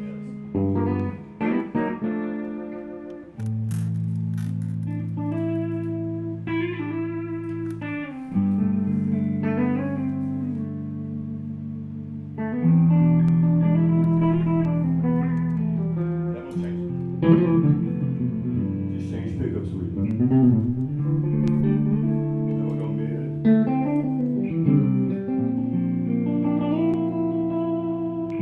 Now put it back down.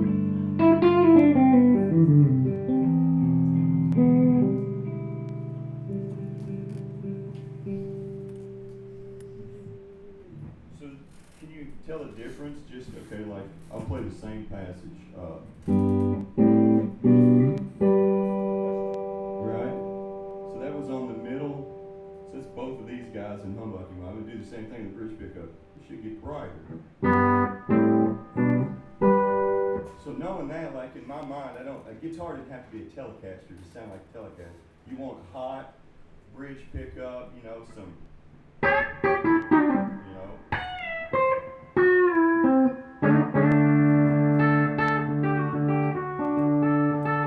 You know, that to me accomplishes that. If I want to do the kind of, say, single coil, it's not really out of phase, but this is what people call the.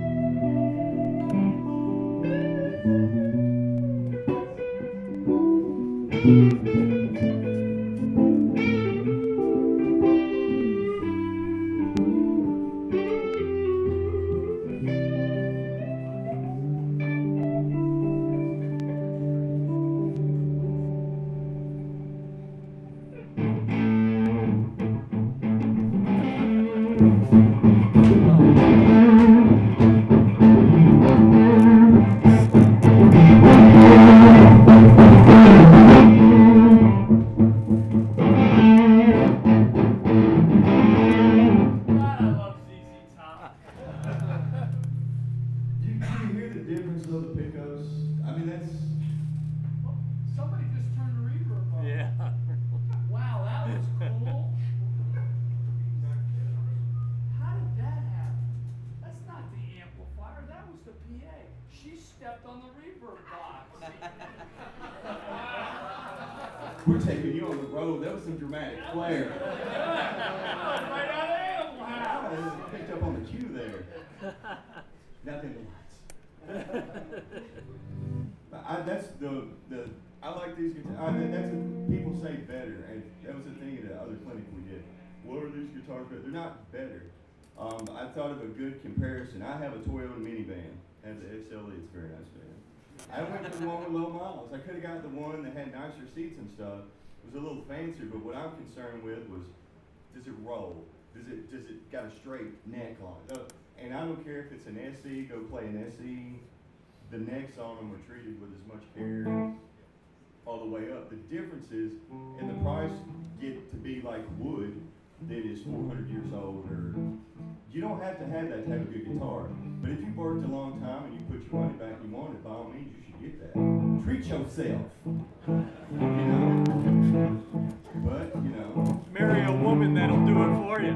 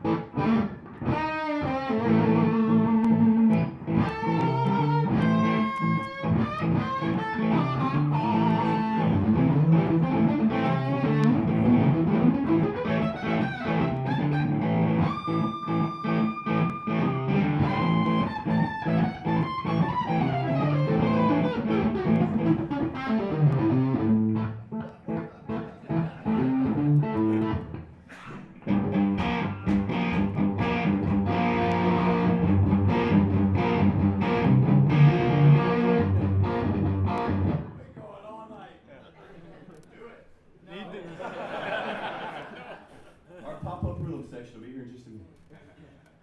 Do you guys have any questions about neck profiles or any of that? I mean, that's kind of the stuff that I know a little about, I guess. Yes, sir. That handsome gentleman right there. What do you think of those compound radius caps? Like, I bought an Eddie Van Halen Stripe Series Strat. It's got the 12 to 16 radius. I think someone could make up their mind. I don't know. I've got a couple buddies that use different things. They're not for me. For the slide thing, it makes it a little different. Because I like to have a straight plane for the slide, and the guitars have a little bit of radius, so you kind of like playing the slide like almost like a violin with that hand. And you know, that's why they make different radiuses. That's what I'm saying about the neck profiles. The Holcomb has a flatter neck profile. My buddy's got one of those, and I played slide on it, and I really thought that that's what I, would dig about it, but I just like the way the bridge is on that one. It's the other thing. If I do a pedal steel bend on the guitar with a wing bar, it's not set up, and this is no indictment. Every guitar is different. I had the pleasure, thank you, Paul, of getting to meet Jimmy Herring, because Paul, and we were talking about how much he uses the vibrato now, and how it's affecting his bending, and how he kind of has a little, a little spur in his wrist from it, trying to do, like Jeff Beck type stuff, which he clearly can do. And now he's going back to the other way of playing. He was saying that it really got to him, but he has to have a tremolo on the guitar now, and used to he didn't. So the trim is a beautiful thing to make, the chords. I don't have a bar on this one, but when you do a pedal steel bend, I'll show you. Good. So that's because it's a floating trim. Doing it on all guitars, it also is what allows you to use the bar, and pull up or down as you so desire. So there are a lot of setup things, like with that guitar two-piece bridge, you're not going to have any wow and flutter. I think that's what they used to call it on the tape decks. Is what it sounds like on the guitar. You're not going to have that on there. And then like the Vela, for retuning, that bridge is just, because it's mounted, the strings go in it, put them on, put them out, and then with the tuners, you can retune the guitar so fast. So I want to tell a story on you. Is that okay? Yeah. All right, so I called Jimmy Wallace. Jimmy Wallace runs the Dallas International Guitar Show. And I said, I want to bring Bosco France to play. He said, never heard of it. I said, I want to bring Bosco. That's kind of like what it sounded like when Bosco started playing. Anyway, I said I want to bring Bosco to play, and he allowed us to start the show at the Gas Monkey place. It was really awesome, yeah. And that night, Bosco started singing and playing, and the whole room's jaw dropped. And Jimmy said he's invited back for the rest of the show. I got an idea. There's a guy named Sonny Landers going to play tomorrow night. Why don't we get Bosco to play with Sonny, right? Sonny didn't know who Bosco was, and he's up there playing slide, and Bosco starts playing slide, and Sonny's looking over there. And there's a video online of them going at it. And it was so remarkable. Jimmy said Bosco's invited back for the rest of his life to come play at the Vintage Guitar Show, which I think is remarkable. And to have him here in Syracuse, thank you so much for coming. Thank you guys very much.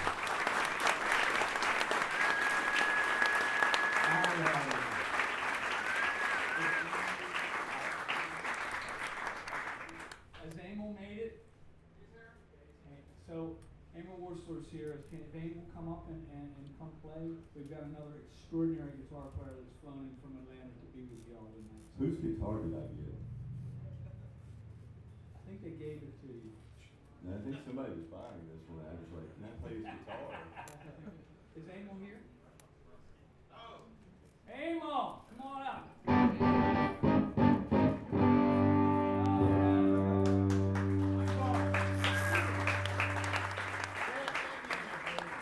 He's been on 4 planes, 2 trains, and 6 automobiles to get here, people. For real, You missed your flight this morning? Nashville traffic is a big. Oh, what do we got here? 0.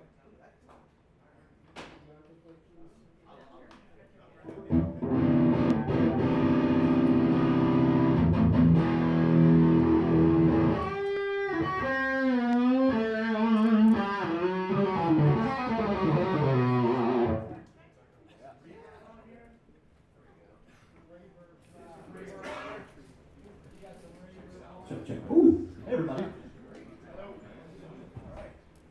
Talking about guitars or something? Can you give me a southern favorite to play for me?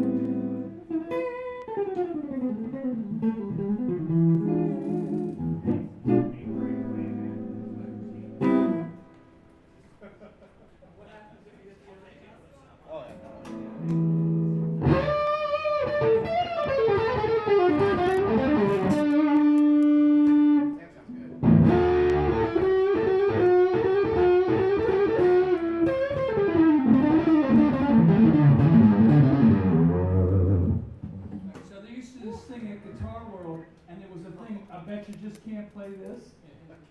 Yeah, but you could do something like it. Yeah. Okay, so do one of Oh, those. yeah, okay, here we go. I bet you can't play this.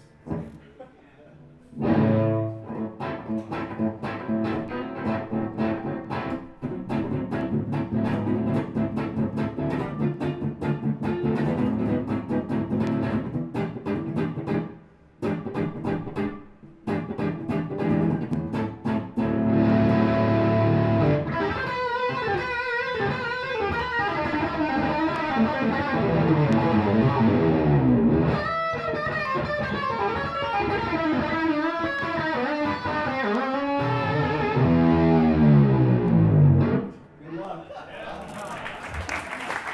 Something like that. Thank you. Something like that. Can I brag about you for a minute? Sure. All right, so you can hear there's a lot of Django Reinhardt in this playing. Can you guys hear that? Yeah. Oh, Can you yeah. hear that? He used to be the guitar player in Chimera. Can you hear that? That might be possible, right? Can you also hear that there's a love of jazz in here? Can you hear there's a real deep experience about how to do sweeping techniques and all that stuff that you just would be normal in the same thing? And when I met you, you were playing that kind of guitar, but you were playing in a power metal band or a Cookie Monster band? Cookie Monster. Yeah, my favorite, Cookie Monster. Is that, what do you guys call it? I mean, I call it Cookie Monster music. It's heavy metal, you know. Yeah, it's fun. It's like the vocals are like a drum, and the guitars are kind of like a drum, and the drums are like drums too. Do you want to do it?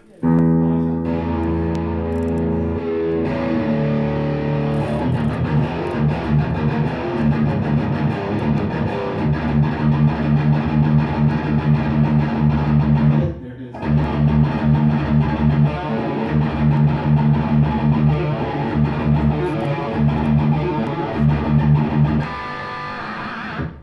You gotta be kidding me, right?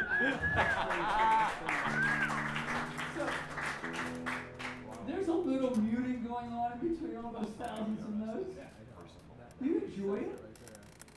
Yeah, I do. I mean, I guess anybody that does one thing for a long time kind of wants to do the other thing, and then so I guess the secret to life is to do the other thing too, and then go, I don't want to do this, I want to do that, and you just keep flip flopping between both of them. So, but I mean, I come from a really small town where I'm from Alabama, like right above where you get that speeding ticket in Panama City, in Dothan, like right there. So I had to learn. As a youngster, I was into like metal and hard rock and technical stuff, but I had to learn everything because there was nobody to play with. So if you had somebody come by and you had an opportunity, you would really hate it if you couldn't play country or you couldn't play blues. That just means you didn't get to play. So I pretty much was a sponge. I had to learn everything. Plus, if you're from Alabama, you gotta like work 10 times harder to get out of there, and you gotta not tell anybody you're from Alabama ever. So you look at like, I don't know, whatever Facebook or whatever, and it says I'm from like LA. Not really. I was in Nashville, but you know, for years it was that. Where are you from? Atlanta. Where were you from? Don't worry about it. You have to leave town to make it. You know that, right? If I had stayed in Annapolis, in terms of the extension of PRS, it would have died. You have to leave town to make it. To see what you see. If I do a clinic in Annapolis, 5 people show up. It's terrible.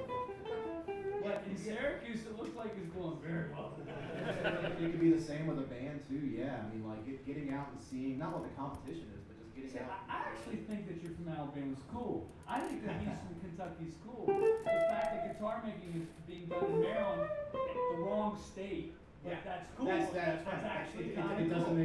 make sense. It's like what? You know? They're exactly in the wrong state. 100% humidity in the summer, it's really dry in the wintertime, and if you don't have a humidity control factor, every guitar is going to break. I mean, it's just the wrong state to make guitars, right? Yeah. I mean, I think a German name living in Alabama, that's kind of weird. So everybody on tour would think I was from Sweden. Oh, you're from Sweden. You know? Even Swedish people. Oh yeah, strong Swedish name. You guys ever hear of Pennsylvania Dutch? It's a mispronunciation. It's Pennsylvania Deutsch. It's all Germans. The whole wooden shoe thing is bullshit. It's true. It's true. It's Pennsylvania Deutsch. It's all Germans, right? So it's the same thing. If you told people you were Swedish because you had a German name from Alabama, that's just wrong. Yeah. I mean, you know. Bruce Henry used to call me Hamburg. He's like, come on, Hamburg. Because I'm not from Hamburg, but you'd always say from Hamburg, Alabama. Who would say that? The guy, the Cookie Monster? Bruce Hampton. Oh, Bruce Hampton. We lost one. Yeah. Sorry. So, is there a Django tune? Do you know how to play Nuage? I mean, I can, but I wouldn't play it in front of anybody. Come on. No, I can.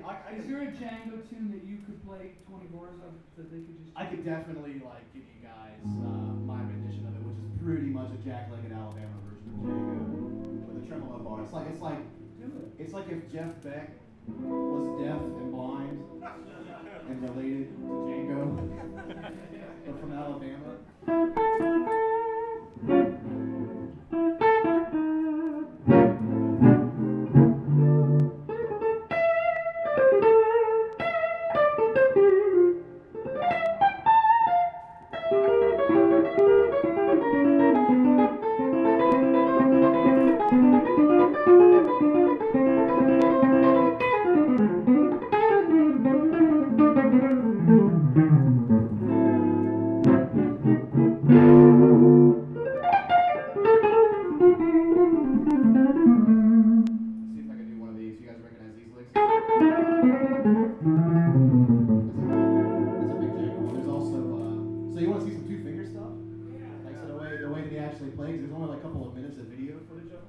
Turns out, by the way, I met a guy that was related to him. He actually had like 2.5 or 3 fingers. Nobody really knows that. So, you know, when you see something like this, you hear it on a recording, you think it's being played like that, like what he would actually do. It's actually interesting because it works better than he goes. So you could go. So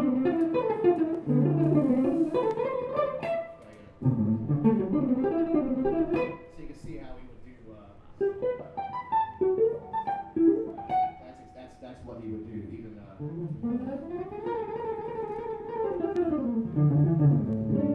that's how he would do it. So I discovered Django like I think when I was a teenager, and I didn't really like it because I just thought it sounded weird. But then my ears matured, and I went, wow, that is weird. I do like it, and so I started like looking into it and actually learning it, and it's like it is damn near impossible to learn it right unless you do it with 2 fingers, you know. So a lot of the chords that he would use, like I mean, this is a guitar thing, right? We can talk about some theory. You guys know about what theory? So there's a scale called the C major 7 scale. So he okay. So this is a dominant chord, as we all know and love, like the blues, right?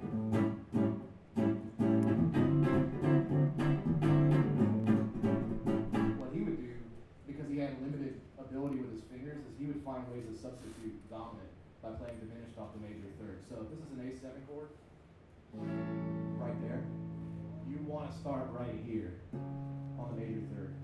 Or if you want to look at it as a whole step below the root. So here's what it sounds like. Instead of this, you get this,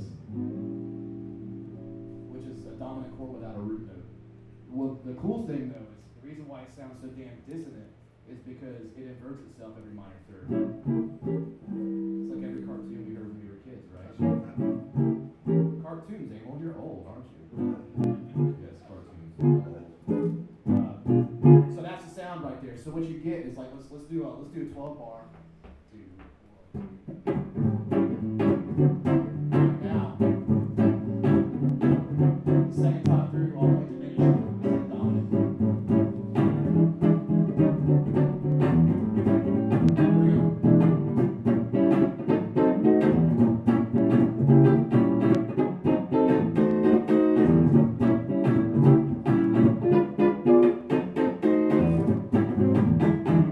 Sounds really dissonant, but if you mix the two together, you get something like this, like.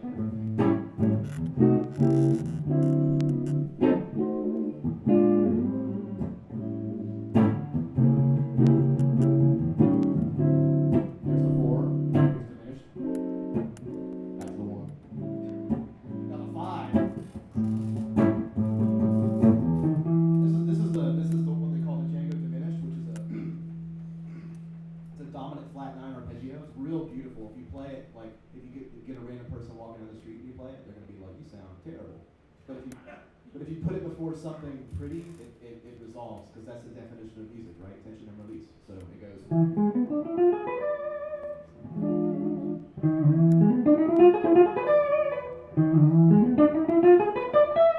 I'll just resolve it real quick.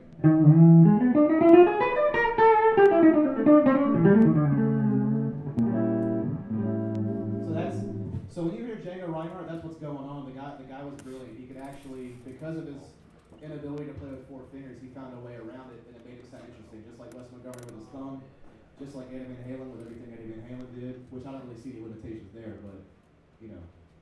But yeah, so that's one of my main influences. It's slowly turning me into more of that and less rock, but you just put distortion on it. Nobody really does that. You do. Well, yeah. This is strategic. This is a strategic idea. Same diminished thing.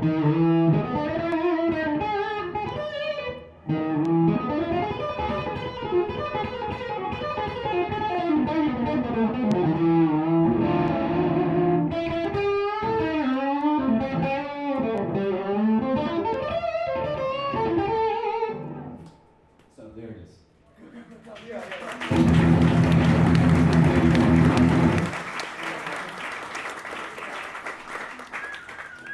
So when did you get here? I know that you've been spending all day chasing airplanes to get here, right? Did you fly into here or Albany? I flew into Albany and took a lift for 2 hours to get here. They don't have that surge pricing, you know what I'm saying? They don't allow Uber in London anymore. No, they don't. They didn't allow it at the Albany airport.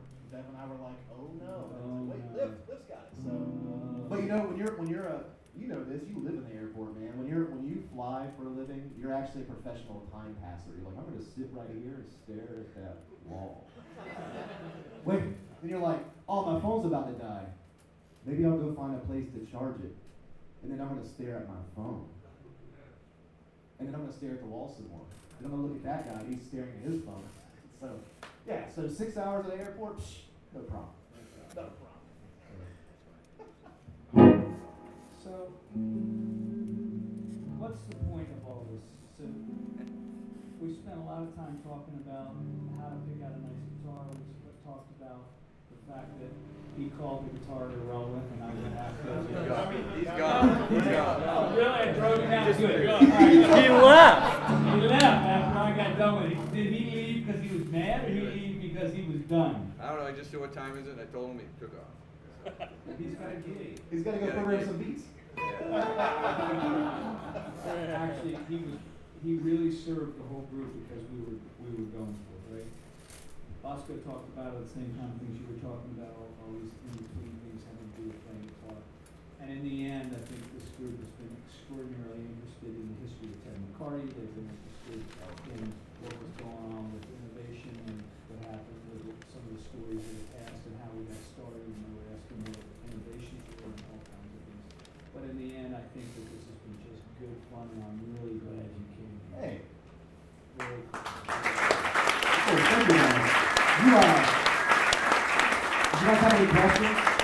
Before we start, Peter, hold your hand up. Where's Peter at? There he is. So, this is Peter, he works with PRS, he's the rep in this area. If you have a question and we're in the middle of something, you can't do it, Peter can. We also got Jim Collin, who's in charge of all our area sales. You should, if you have questions for him as well. And we should get Amos some questions because he's got a tremendous amount of experience doing things that, believe me, you've heard some volume in some concert halls that were. I got some hearing loss, a little bit here. Hey, Paul? Yes. Just that one question for the audience. Did you bring your credit card? Once a salesman, always a salesman. Good cop, bad cop. Wow.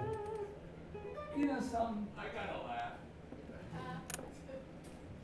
The truth is, if the merry-go-round don't go round, this all stops. If you guys don't buy guitars, we don't come back. I mean, one day, it's a true story, it happened.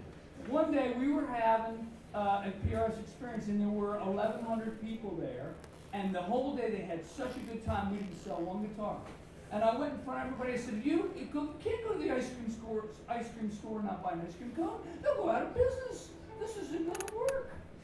And literally the next day, they bought enough guitars that we kept doing. Remember that whole thing that happens? And literally people now refer to it. I went to the ice cream store and I got an ice cream cone. Was it the first experience? No, it was like the third or the fourth one. It was really bad. But the truth is, it's not like we're talking bad stuff. This is really wonderful heirloom stuff, and it'll do its job. And if you're not happy, we'll try and help. Each one will help us, help you personally, any way in the store or whatever, to make sure that. I always say that as far as the guitars go, I always say that you're buying trophies, you're not really buying it. Like, and I trust me. I mean, if you see this thing close, like I treat my trophies pretty poorly because I play them. But I mean, every single one of mine, I can tell you exactly where I was, why I asked for it, why I went and got it, why I went after it. You know, things like I think everybody's got stories like that too, right? By the way, we don't put war wounds in babies. What? Fender puts war wounds in babies. Oh, they take yeah. a brand new guitar and fill it full of war wounds. You are putting war wounds in your guitar. I didn't put it in me. You didn't get a disgusting. We actually had brand new when you got it. You understand? These people are buying guitars that are all dinged up when they buy them, right? We don't do that. We give them the Amel. We send them the Amel, and then Amel plays it. Sends them back, and they're disgusting. Them up. It's fine. All right. Well, there was one question. This gentleman right here, who's got the First Cook Birds tattoo on his arm, had a question. What was your question? You said you got a question. Oh, you earlier. Yeah. What was it? I just want to know the policy department. Okay. So.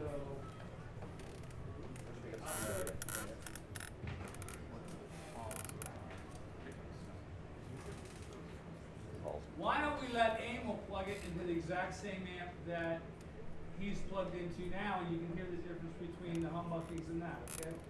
Now that is... God, you can carry this thing around?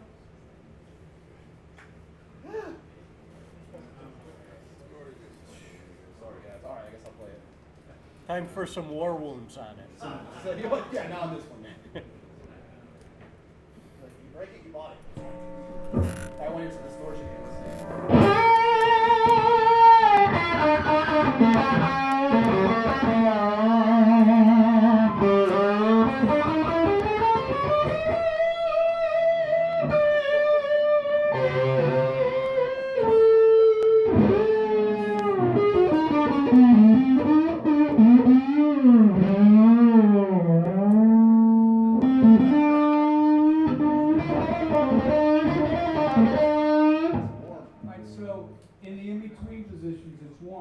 but in the treble position and the bass position, you had a clarity up top that the humbucking didn't have. Did you hear that?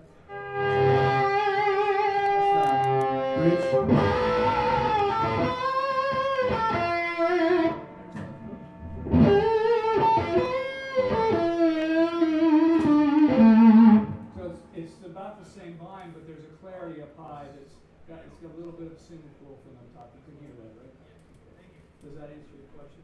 Does anybody have a question for Emil? Because I wanted to get to that question. Does anybody have a question for him about yes? What model guitar was yours? J15.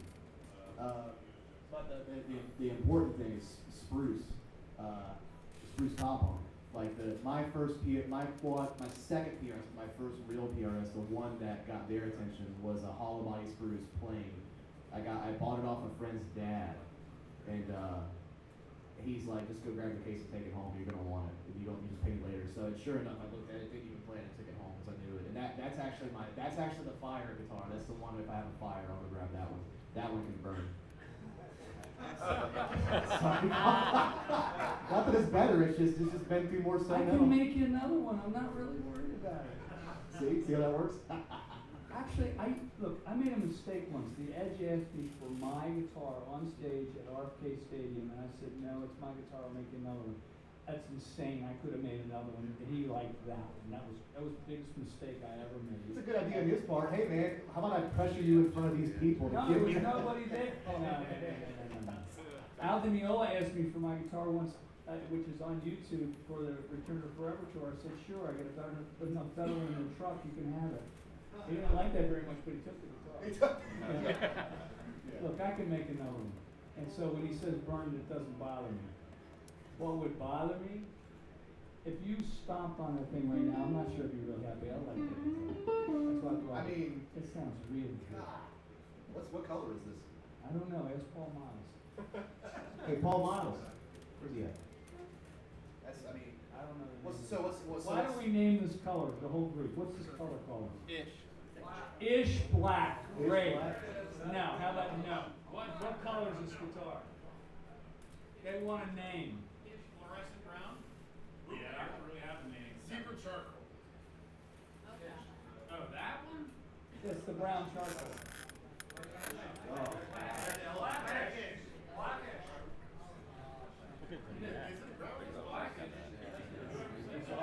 I feel like a bandit playing. You stained it. You tell us. Hey. I call it chocolate charcoal is what I call it. I know you won't. That's what I'm saying. See, I just got shot down by my own employees. Great. Come on, call the name.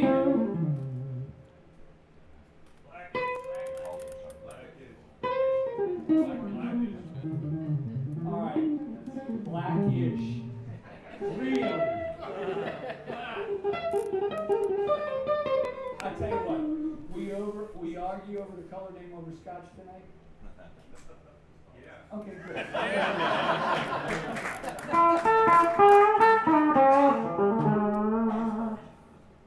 Emil, thanks for coming. Of course. Thank you very much. Of course. Thank you guys for having me.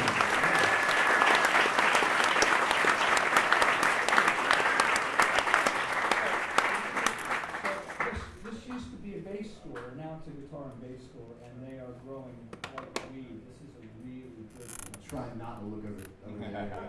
Bad ideas over there. Do you have a credit card? You can go home tonight. That's all good. Oh, you got me? All right. No, hey, you guys have a really sweet downtown area here. It's beautiful. You know, you can pull into a downtown area and you like got off the airplane. The last thing you want to see is anything. And I was like, wow, this is beautiful. Yeah, really cool shop. So is there anything you want me to bring up that we haven't brought up today? Is there anything you'd like me to bring up that we haven't brought up today? Look, you've done a tremendous job putting the store together. You've done a tremendous job putting this clinic together. You're on the team. I'll do whatever you want me to do. Make sure we drink scotch tonight because that's important, especially after that guy attacking me. And I can attack him now that he left, right? Yeah, Peter, yeah. Yeah, I just want to say again that we bring these guys in here to entertain us because we, Jesse, Joe, want to get back to the community. But if you don't know Jesse and his family, they're the nicest people on the planet. And we want to I would ask you to do everything you could to support him, his local dealer. It's not easy doing business in the world of e-commerce, but when you can build a bricks and mortar store that has this kind of selection, this kind of warmth, this kind of quaint charm, we just want you to support him.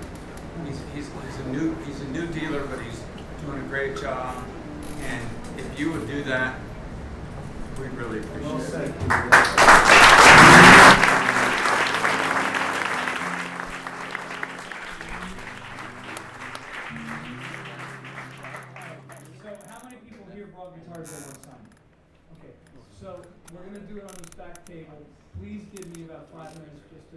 and all that. And from the bottom of my heart, from Bosco's heart, yes. I'd like to say one thing before you Wow. finish. Before, when you started this whole thing, you were talking about finding the magic guitar. Yeah, And I talked to you about how to do that. And I think I speak for a lot of people in this room. We found the magic guitar. We came here to thank the person who built it tonight.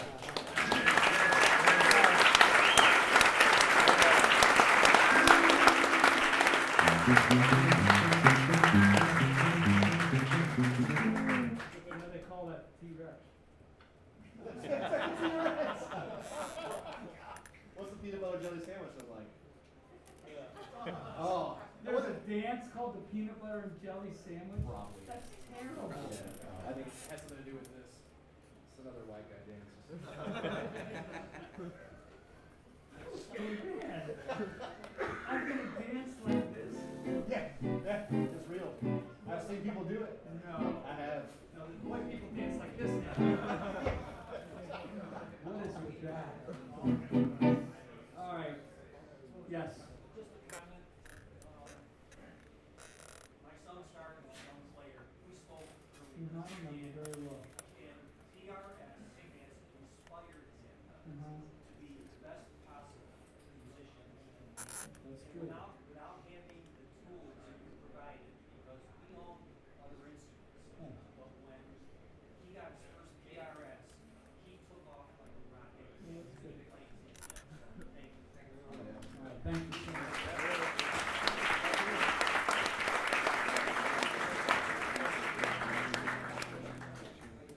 Okay, thank you all so much. Thank you, Paul, again.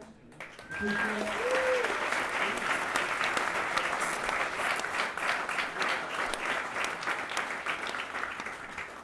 He's a little bit argumentative, if you haven't noticed. I think I'm in a pissing match with 200,000 people.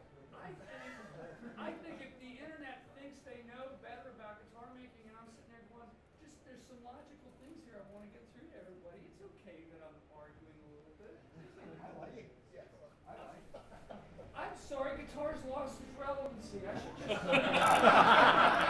right. He sat there and told me that, and I'm sorry. I put him on display. I splayed him out. Blood everywhere. That was awful, but he's gone now. And he's open court. Oh, come on, it was fun. All right, sorry. Okay, so we're giving away this $1,400 Pauline Smith S2.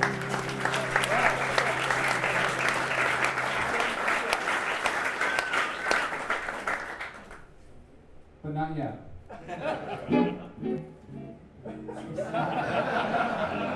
If you haven't signed up yet, make sure you sign up. It's in the back, left-hand corner of the store. They're waving over there. Go sign up, put your name on a piece of paper, and put it in the box.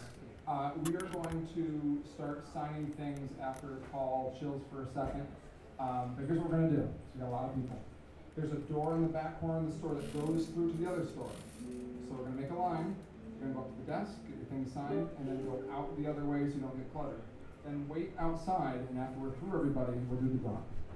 Okay? Outside? Yeah, just right here. Anywhere around in this little How section. long will that take? Not that long.